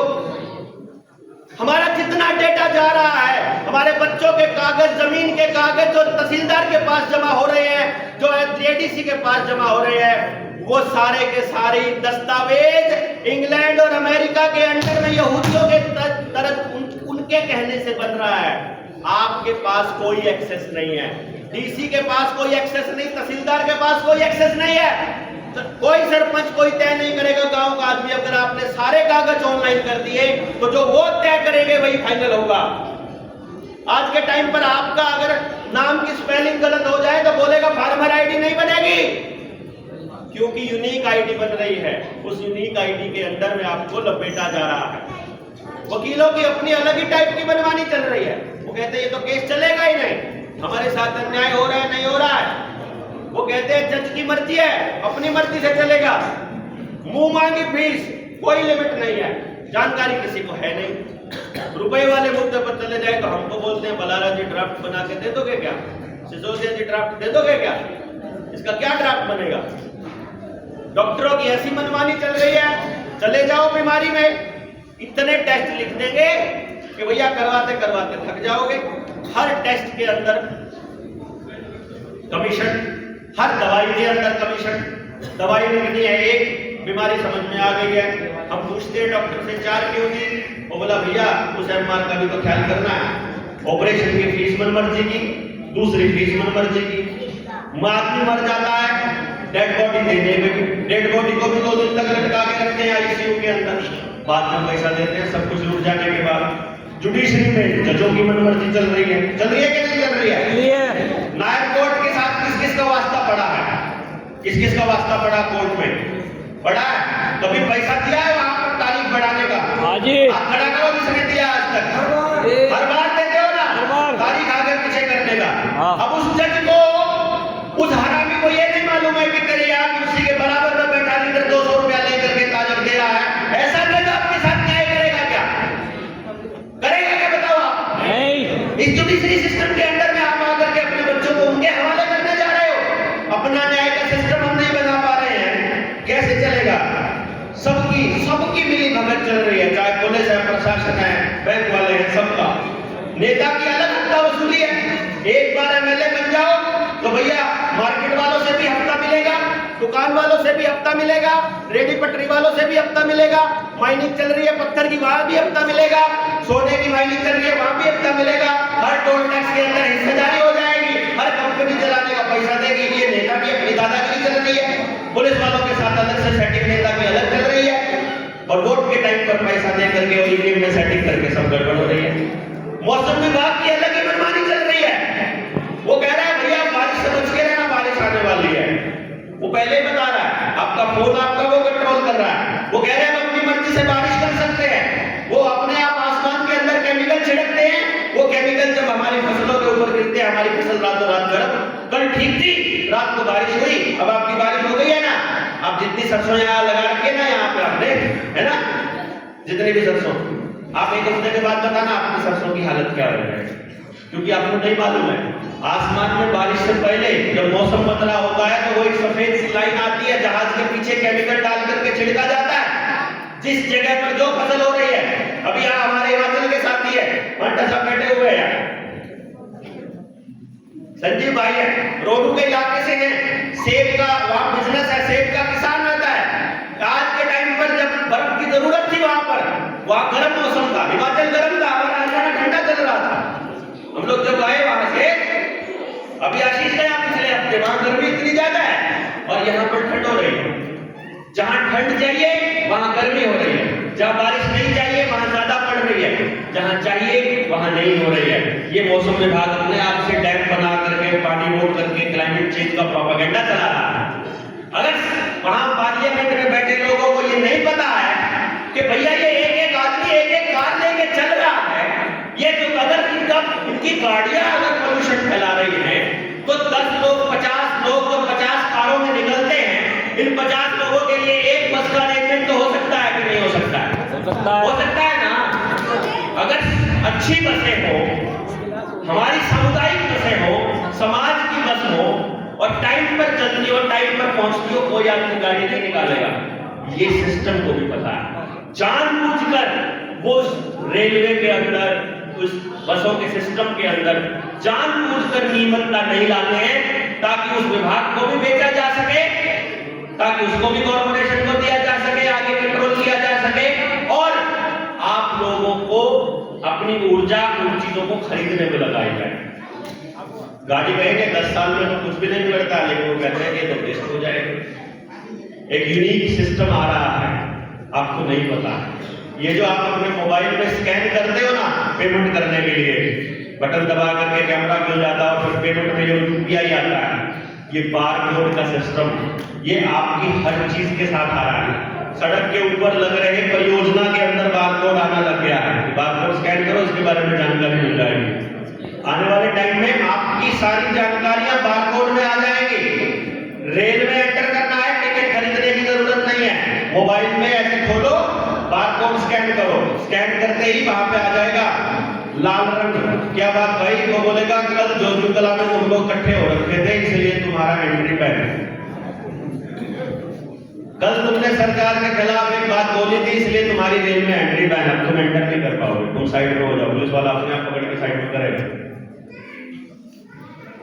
कम्युनिटी टॉयलेट इस्तेमाल नहीं कर पाओगे, बसें सब प्राइवेट होने वाली है, जो वहां से चलती है ड्राइवर वाली जगह से बटन दबता है खिड़की खुलने बंद करने का, अब आप यहाँ बंद नहीं कर सकते हो। और वहां पर बारकोड होगा, ट्रैवल ही नहीं कर पाओगे, आपकी गाड़ी स्टार्ट ही नहीं होगी। नई गाड़ियां किसके पास है? 2025 के बाद की गाड़ियां, 24 के बाद की, सब ऑटो किल स्विच है ना उनके अंदर। ऑटो किल स्विच का मतलब ये है कि कंपनी में बैठा, पुलिस में बैठा, आरटीओ में बैठा आदमी वहां से बटन दबाएगा और आपकी गाड़ी स्टार्ट ही नहीं होगी। गाड़ी आपकी स्टार्ट नहीं होगी, रेल में आपको चढ़ने नहीं देंगे। क्यों? क्योंकि तुम लोग सरकार के खिलाफ बोल रहे थे, तुम लोग अपनी व्यवस्था में आ गए थे, तुम सच्ची बात बोल रहे थे, तुम गुलामी को स्वीकार नहीं कर रहे थे, इसीलिए तुमको ये सब करना पड़ेगा। इसलिए इस ऑनलाइन के गेम से पीछे छुड़वाना बहुत ज्यादा जरूरी है। एयरपोर्ट के ऊपर जो चल रहा है, समझो वही चीज हर जगह लगाने की तैयारी चल रही है। जो चाइना में हो रहा है वो पूरी दुनिया में करने की तैयारी चल रही है।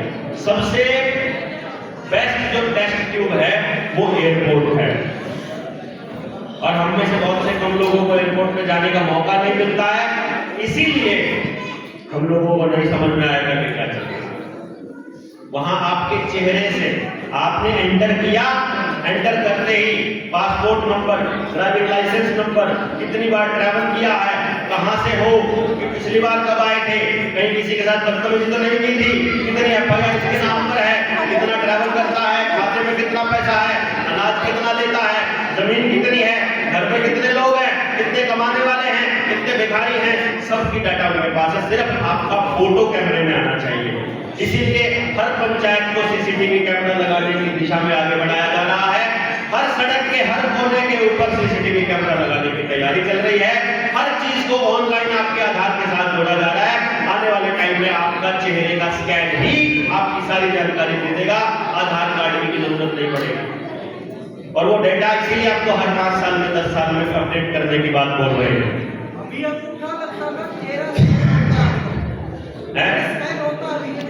हाँ, अभी फेस स्कैन होता है, पहले अंगूठा लगता था।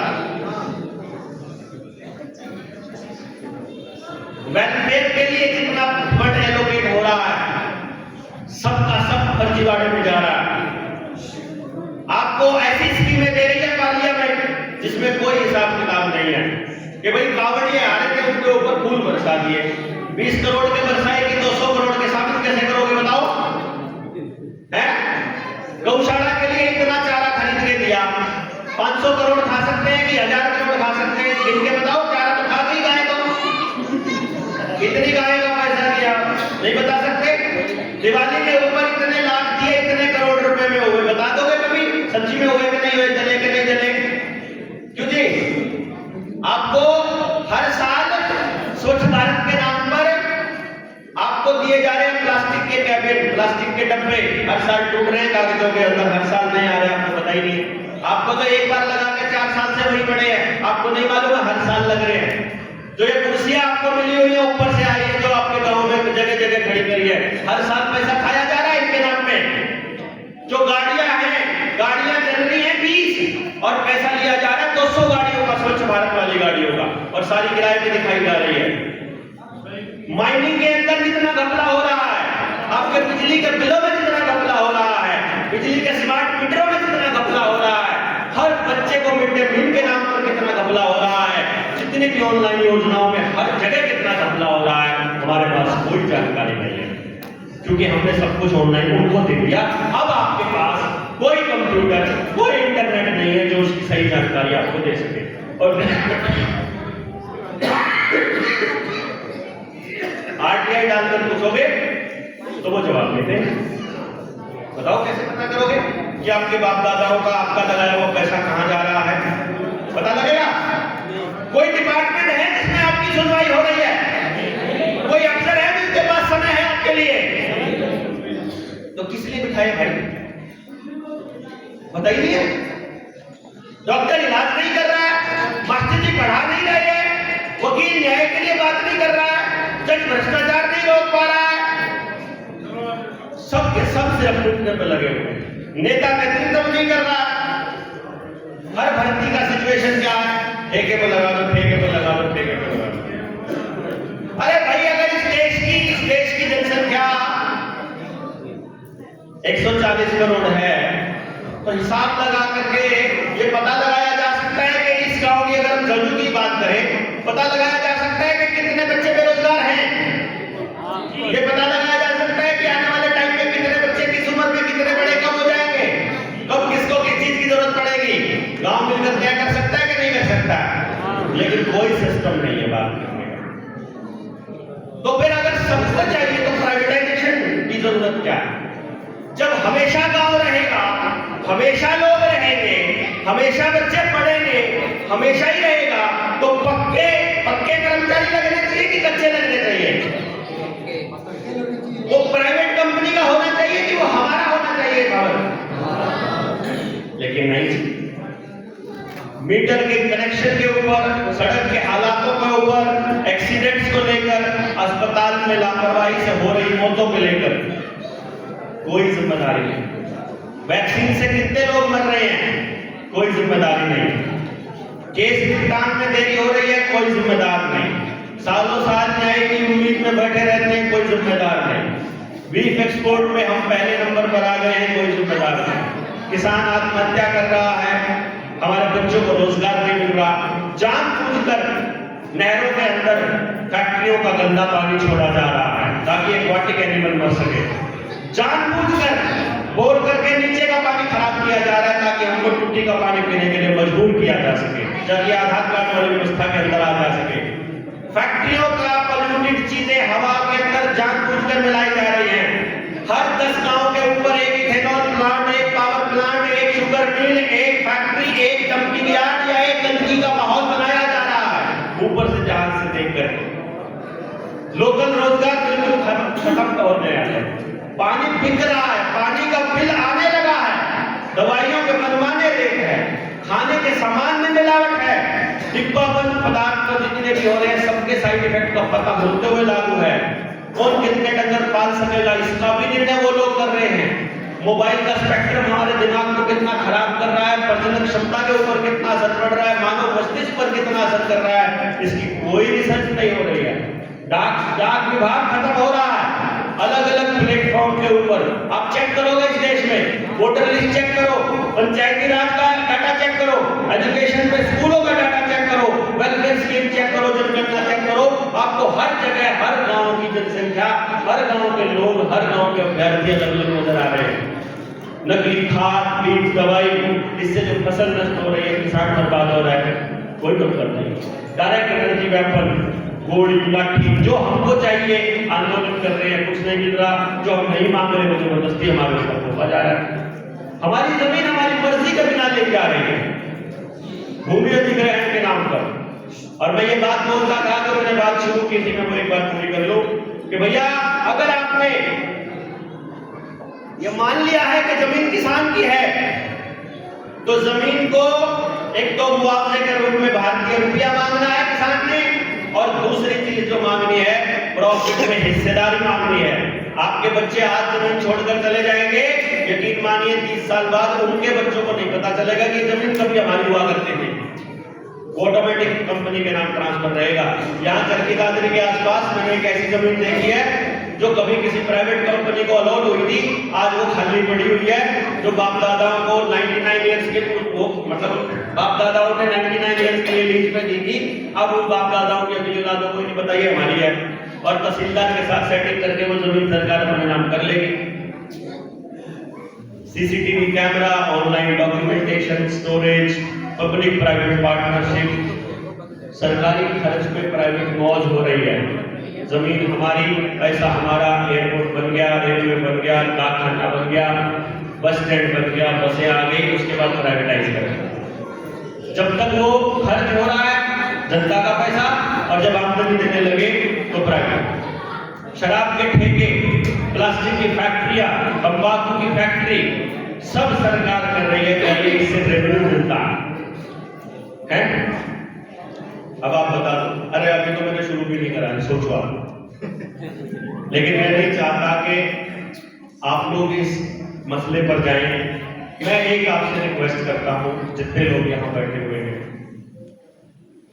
यदि आप समाज के अंग हो तो जनता सरकार मोर्चा का मानना यह है कि एक भी अंग को छोड़े बिना आप तरक्की नहीं कर सकते। सॉरी, एक भी अंग को छोड़कर आप तरक्की नहीं कर सकते। क्यों? समाज का कौन सा तबका छोड़कर तरक्की कर सकते हैं? नहीं कर सकते ना। अर्थात आपको एक बार समाज के हर तबके के बीच जाना पड़ेगा। लोग भरे पड़े हैं, समस्याएं बहुत ज्यादा हैं, भरोसा किसी पर नहीं हो रहा है। जितने भी लोग मंचों से भाषण देने के लिए आते हैं, भाषण देकर निकल जाते हैं, काम नहीं कर रहे हैं। एक मोर्चा बना है जो सचमुच बात कर रहा है, जो सचमुच समाधान चाह रहा है, जो सचमुच समाधान पर काम कर रहा है। एक बार तो जाकर आपको उन लोगों को खाली करवाना पड़ेगा, वो जो भरे पड़े हैं। उसके बाद वो आपकी सारी बात सुनने के लिए तैयार हो जाएंगे। तो यदि इस दिशा में अगला संकल्प हम लें कि हम समाज के हर तबके की बात को जोड़ेंगे, चाहे आंगनबाड़ी वर्कर हो, आशा वर्कर हो, चाहे नर्सरी के टीचर हो, प्राइवेट टीचर हो, सरकारी हो, रोडवेज है, रेलवे है, किसान है, हर तबके को साथ लेकर के एक ऐसे समाज का निर्माण करने की दिशा में काम कर सके जिनका सपना हमारे शहीदों ने देखा था। कर सकते हैं हम लोग ये? हाँ जी, करना चाहिए। जोजू कला के इस पावन भूमि से मैं एक आह्वान कर रहा हूं हमारे 13 के प्रधान दादा सूरजमल की उपस्थिति में कि यदि आप इस सूरज भान जी की प्रधान सूरज जी भी है, आप एक बार इस गांव से शुरू कर लेते हैं। इस बात की गारंटी मन से दे रहे हैं हम। यदि गांव आकर के पहले बात करने को तैयार हो और खड़ा होता है, कोई भी गांव, वो कहता है कानून के हिसाब से चलकर इन अंग्रेजों की बनाई व्यवस्था को अपने हाथों से ढहाने का, बल्कि इन्हीं के हाथों से ढहवाएंगे, गांव के एक भी व्यक्ति का कर्जा नहीं रहने देंगे, इसकी गारंटी जनता सरकार मोर्चा लेता है।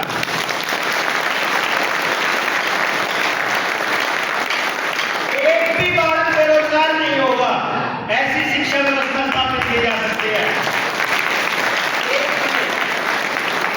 हाँ, अगर किसी का लालच और पैसों का, वो नहीं भाई, बैठ के बात करो, गांव अपने आप तय करेगा कि कौन से बच्चे किस दिशा के लिए बने हैं, उसकी टेक्नोलॉजी अपने पास है।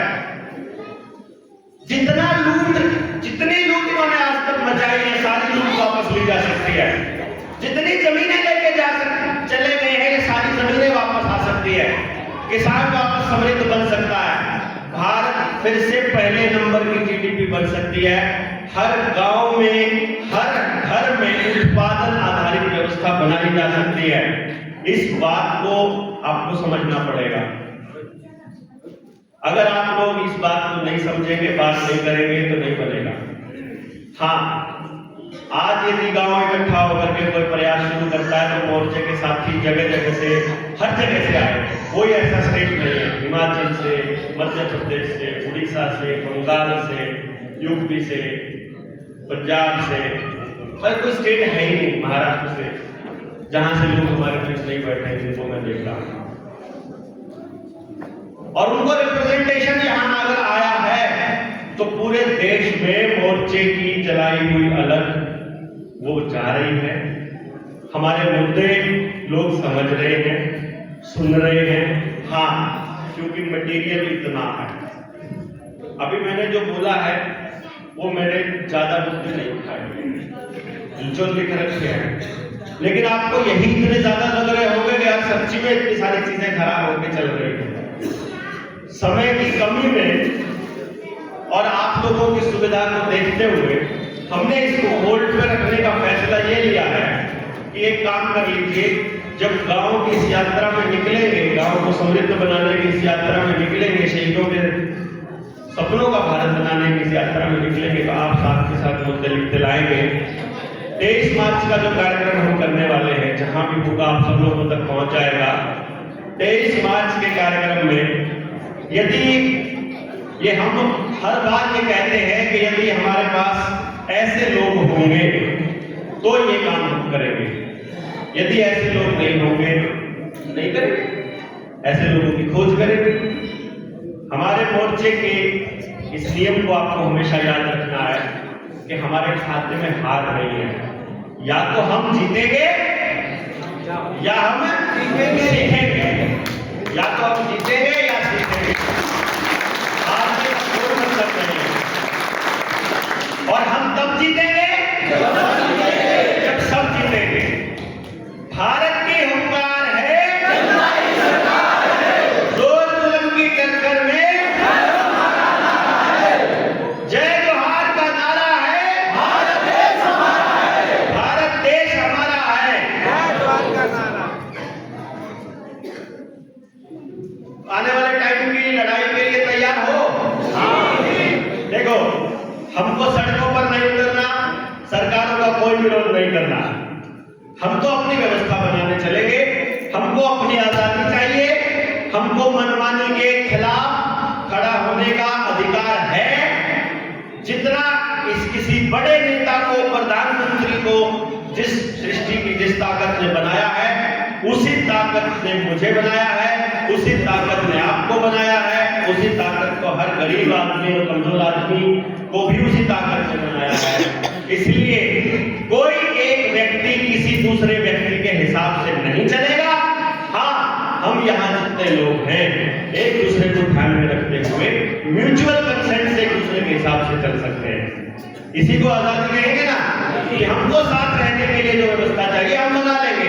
और कोई भी व्यक्ति मैंने आज तक समाज में ऐसा नहीं देखा जो सुख शांति से नहीं रहना चाहता।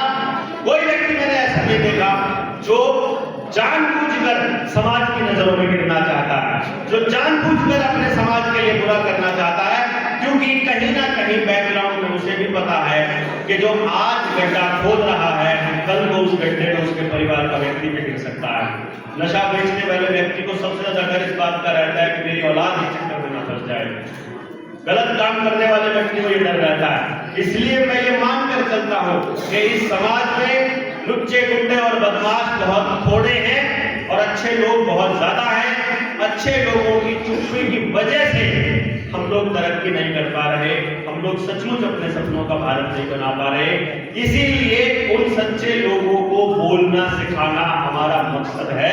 इसी यात्रा में हम लोग निकले हैं कि हम एक्चुअली असलियत में कुदरत के कानून को मानते हुए, धरती माता की जय करते हुए, भारत माता की नहीं जमीन माता की जय करते हुए, और किसी भी मन चाहे किसी के कंपनी के बनाए हुए मन चाहे कानून की पालना करने के लिए नहीं, बल्कि कुदरत के कानून की, जो लिखा जाता है रजिस्ट्री में भी, नेचुरल जस्टिस विल प्रिवेल, कि किसी के साथ अन्याय ना हो और हम लोग शोषण से मुक्त हो सके। ऐसी अपनी मर्जी की जिंदगी हम जी पाए और हमारे बच्चों के लिए इस कामना में हम लोग निकले हुए हैं।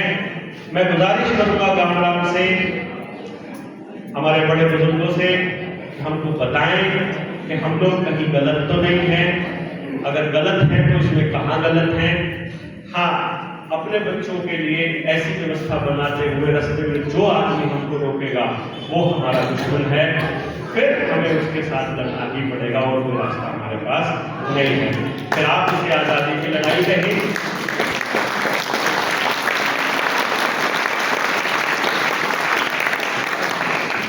आप इसे ज्ञान युद्ध कहें, समझ हो जाएगी, समाधान हो जाएगा। क्योंकि नासमझी करके लोगों ने हमको बर्बाद किया है। हम तक गलत जानकारियां दी जा रही है, टीवी की, रेडियो की, अखबारों की, मीडिया की, मोबाइल की, सबकी सारी चीजों का इलाज अपने पास है। बशर्ते कि एक बार हर गांव में कम से कम 10 लोग इन मुद्दों पर समझ रखने वाले हमारे साथ हो, ताकि हम पूरे गांव को ये समझा सके, बता सके कि अपनी व्यवस्था को कैसे क्रम वाइज बनाना है।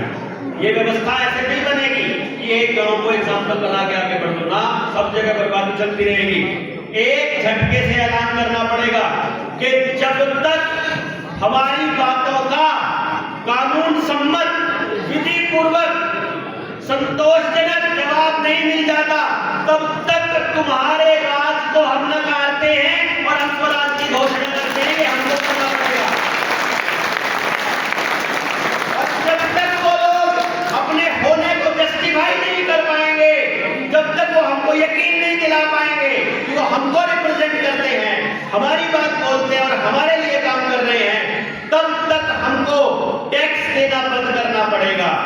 बैंकों से अपना सारा पैसा निकालना पड़ेगा, हमको इनको सहयोग देना बंद करना पड़ेगा। और ये सहयोग देने की ना देने की अपील हम तब करेंगे जब 23 मार्च को इकट्ठा होंगे। इस 23 मार्च के इस स्वराज की घोषणा के उम्मीद में मैं आप सब लोगों से आह्वान करता हूं कि 2 महीने जहां हो बस एक बार इस जागरण को थोड़ी हवा दे दो। सब कुछ लुट रहा है, मेरे गांव सब उजड़ रहे हैं, बच्चे गांव छोड़कर भाग रहे हैं, परिवार टूट रहे हैं, बहुत ज्यादा व्यवस्था खराब होने की दिशा में बढ़ी हुई है। जंगलों में आनंद फानंद में आग लगाई जा रही है, कटरों से लेकर के लाखों पेड़ काटे जा रहे हैं, आसपास हाइब्रिड पौधे दिए जा रहे हैं, पशु पक्षी गायब होने जा रहे हैं। ये जगह तो बहुत फिर भी हमारे भारत को रिप्रेजेंट करने वाली जगहों में शामिल है, वरना उधर करनाल के एरिया में जाओ तो सिर्फ कंक्रीट के जंगल बचे हैं और घरों में बूढ़ा बुढ़िया अकेले पड़े हैं। बच्चे या तो शहरों में शिफ्ट हो चुके हैं या अमेरिका कनाडा बाहर ऑस्ट्रेलिया जा चुके हैं। ऐसा भारत की परिकल्पना नहीं की थी जहां हर व्यक्ति शरणार्थी हो जाए। हमने संकल्पना की थी कि मैं अपनी जड़ों से जुड़कर रहूं, मेरी संतानें भी जड़ों से जुड़कर रहें। यदि मेरा गांव मेरे बच्चे को खिला नहीं सकता तो कोई और धरती नहीं खिला सकती। इसलिए मुझे मेरा गांव मजबूरी में ना छोड़ना पड़े। मैं मर्जी से घूमने के लिए, कुछ ग्रहण करने के लिए जाऊं तो 100 बार जाऊं। इस तरह का भारत हम बनाएं ताकि हम फिर से पूरी दुनिया में तो आप सब लोगों से सहयोग की उम्मीद में अगला कार्यक्रम घोषित हो जाएगा। जो साथी आए हैं विद फैमिली वो बाद में भी यहाँ बैठेंगे और हम थोड़ा चर्चा करेंगे। जो लोग लंबे समय के लिए आए हैं, 2-3 दिन के लिए आए हैं, वो भी यहाँ बैठेंगे। जो अगले कार्यक्रम की घोषणा होगी कि हम लोग हिसार में शुरू करेंगे या यमुनानगर में, वो भी आपको बता देंगे। लेकिन हमें किसी ना किसी गांव में कभी भी जाकर के बात करने का हुनर आ ही गया है। अब हमें बात करने से कोई रोक नहीं सकता है। नेक्स्ट स्टेप पर हम अगली ट्रेनिंग में बढ़ेंगे और उसके बाद फिर से इकट्ठा होंगे। इस उम्मीद में आप सब लोगों ने जो भी इस कार्यक्रम को आयोजन करने के लिए प्रयास किए हैं और आप यहाँ उपस्थित हुए हैं, आप सबका तहे दिल से धन्यवाद। जय हिंद, जय भारत, जय जोहार। भारत की सरकार है, जय जोहार का नारा है, भारत देश हमारा है, जय हिंद।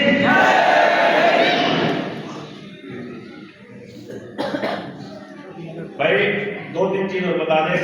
ये रुपए वाली किताब किसी भाई को चाहिए तो हमारी बाहर रखी हुई है। अपनी जनता सरकार मोर्चा की टी-शर्ट कहाँ है, बाहर ही रखी हुई है, किसी भाई को चाहिए तो।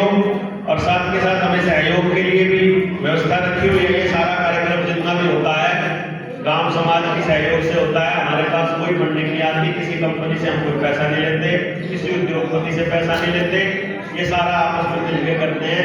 तो गांव से भी रिक्वेस्ट रहेगी कि अगर इनका हमारा सहयोग किया जाए तो आपसे रिक्वेस्ट है। और एक स्पेशल हमने हाथ से बनाया हुआ ऐसा दंतमंजन जिसको खाया जा सकता है वो भी बाहर रखा हुआ है, उसको भी आप लोग एक बार ट्राई कर सकते हैं। बहुत ही शानदार दंतमंजन है। बहुत बहुत धन्यवाद। जय हिंद। बहुत धन्यवाद डॉक्टर साहब का। अभी सभी लोग बैठे रहेंगे। अब ये तो हमको यहाँ से तय कर ही लेना है कि जब कभी इतिहास लिखा जाएगा तो हमारा नाम हमको तय करना है कि आप बुझाने वालों में शामिल होना चाहिए कि आप लगाने वालों में शामिल होगा या मौन वालों में शामिल हम होना चाहते हैं, ये हमको तय करना है। धन्यवाद डॉक्टर साहब का हम सबका मार्गदर्शन करने के लिए, इतने ओजस्वी वाणी से और हमको ये अगला दिशा देने के लिए मैं निवेदन करता हूँ। अभी बैठे रहेंगे अध्यक्ष भाषण अभी और उनके आशीष वचन बाकी है।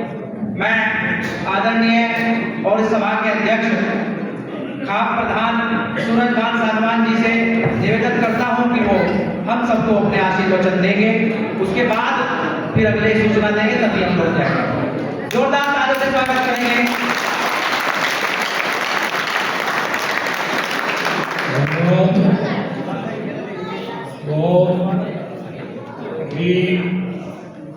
समझदार और पढ़े लिखे इंसान है डॉक्टर बनाना जी,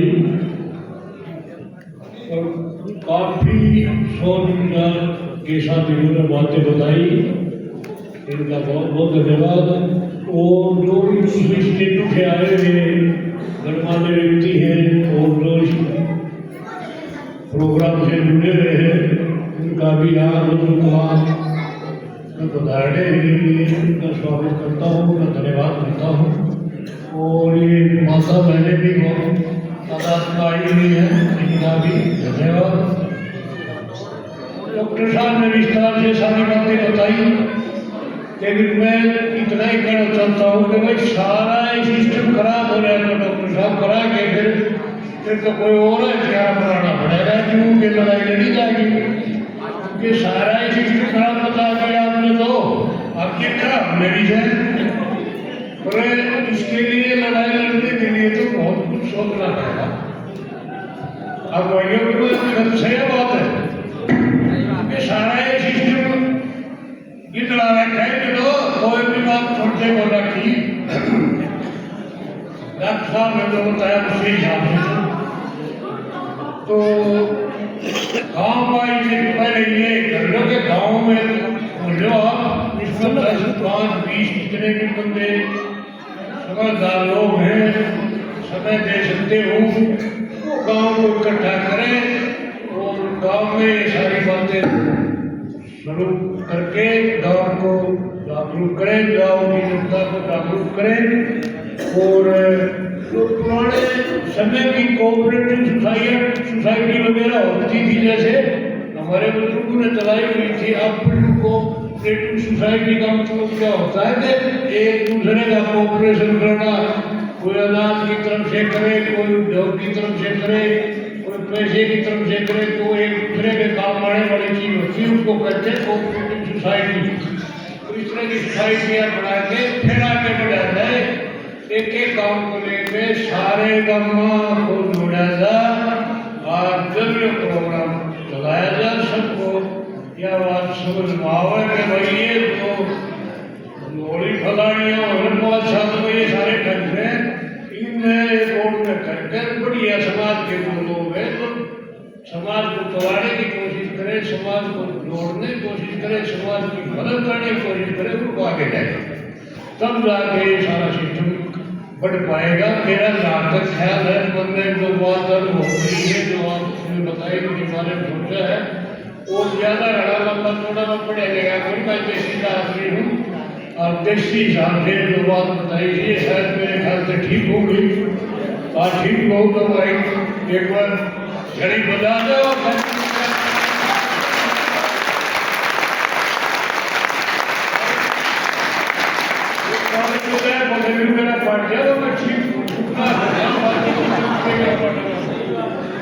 तो ये आप लोगों ने एक कल्प रखा है, आपने जो ये बातें बताई इसके लिए आपका बहुत बहुत धन्यवाद है डॉक्टर साहब। और मैं जब महीने भी करवाते हैं तो हर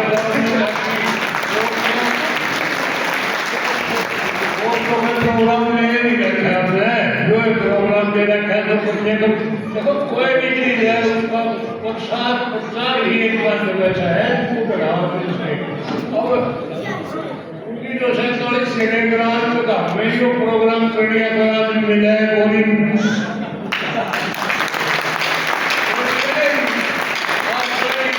आपकी बात सुनी है, और कई सुभाष चंद्र बोस हम का जो कराए गए वो तो अनमोल चीज थी, उनका तो कोई मोल ही नहीं था, वो तो कीमत ही थी।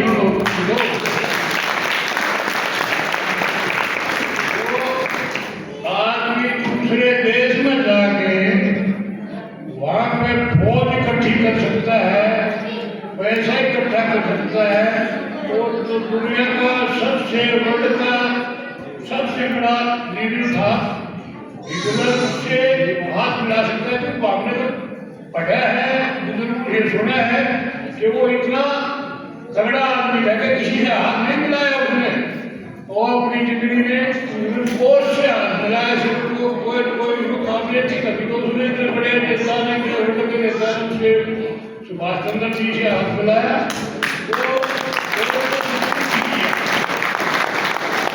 तो बातें सब लोगों को बताई जाए, सबको समझाया जाए, और भाई एक दूसरे की मदद करो और अपना ही गाँव का साम्राज्य खड़ा करो, ना सरकार की जरूरत पड़े, ना किसी को चौपती की जरूरत पड़े, ना किसी को अपनी सरकार अपना काम चला रही हो।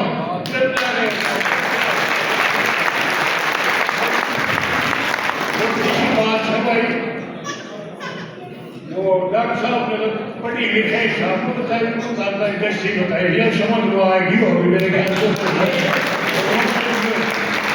बहुत बहुत धन्यवाद। भारत की हुंकार है, जनता ही सरकार है, भारत की हुंकार है, जनता ही सरकार है, हम तब जीतेंगे जब सब जीतेंगे। बहुत बहुत राम राम साहब। धन्यवाद आदरणीय सूरज भान जी का, सभी साथियों ने और दादरी की टीम का बहुत आभार, धन्यवाद कि उन्होंने यहाँ पर ये अवसर प्रदान किया। नेताजी की 129वें जन्मोत्सव कार्यक्रम में आप सभी लोग आए, आप सबका हार्दिक अभिनंदन, आभार। और जनता सरकार मोर्चा के स्थापना का भी ये चौथा जयंती समारोह, क्योंकि कल हो जाएंगे पूरे, तो वो भी आज ही है। इन दोनों पर और तीसरा संयोग, 3 संयोग एक साथ मिले हैं। प्रकृति में 3 ही तत्व है, 17 स्तंभ, आज वसंत पंचमी भी है। वसंत पंचमी की भी आप सबको हार्दिक शुभकामनाएं। तो बहुत बहुत आभार, धन्यवाद। आप सब लोगों के लिए प्रसाद वितरण की व्यवस्था है बाहर, व्यवस्था की टीम से हम उम्मीद करते हैं कि उन्होंने वहाँ उम्मीद व्यवस्था कर दी होगी।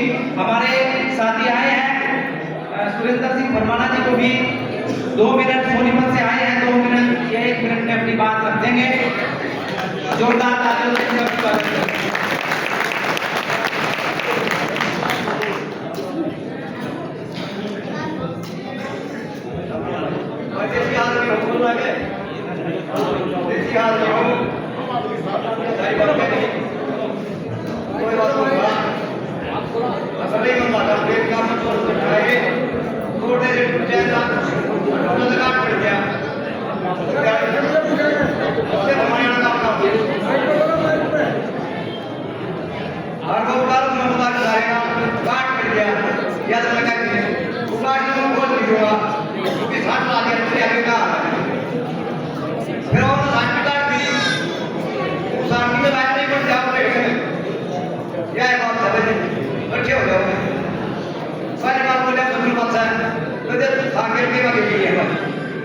आगे बोलेंगे, बोलो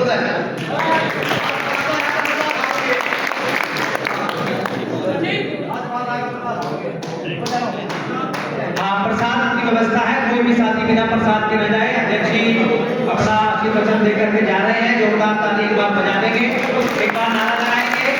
भारत की हुंकार है, जनता ही सरकार है, देव चोर जुल्म की टक्कर में भारत माता की जय हिंद, जय हिंद, जय सुभाष। धरती माता की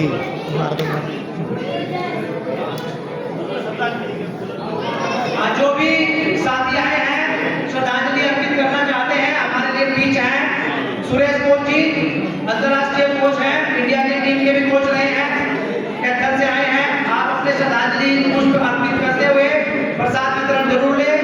राव इंद्रजीत जी हमारे बीच हैं, भगत सिंह और सुभाष जिनको कहते हैं इंद्र जी, वो भी कृपया आए, श्रद्धांजलि पुष्प अर्पित करके अपनी आशीर्वचन हमको देंगे। जोरदार ताली बजाएंगे, जोरदार तालियों से स्वागत करेंगे और बिना प्रसाद के कोई बजाए, प्रसाद सबके लिए है। और ये संकल्प के साथ हम लोग यहाँ से जाएंगे कि हम अपने जीवन का समय, ज्ञान, प्रतिभा, कुछ ना कुछ शहीदों के भारत को बनाने के लिए लगाएंगे। फिर मिलेंगे अगले कार्यक्रम में इसी जोश और उत्साह के साथ, इसी आशा और उम्मीद के साथ हम इस कार्यक्रम का यहाँ समापन करते हैं। आप सब लोग आए, बड़े दूर दूर से आए, आपका आभार, धन्यवाद। जय हिंद, जय भारत, वंदे मातरम। टीम के साथ सबसे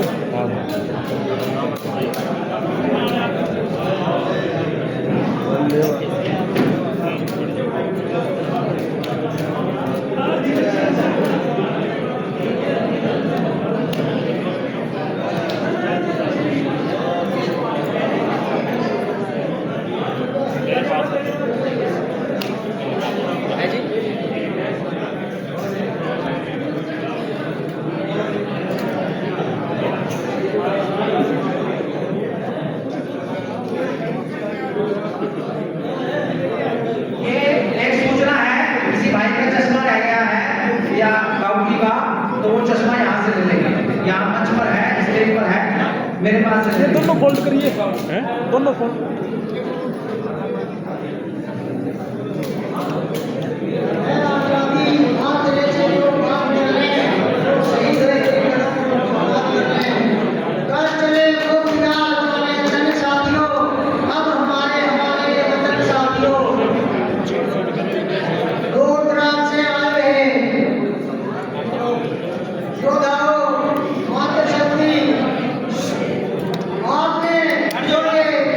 नहीं जाना तो बैठ जाओ। आजादी की लड़ाई में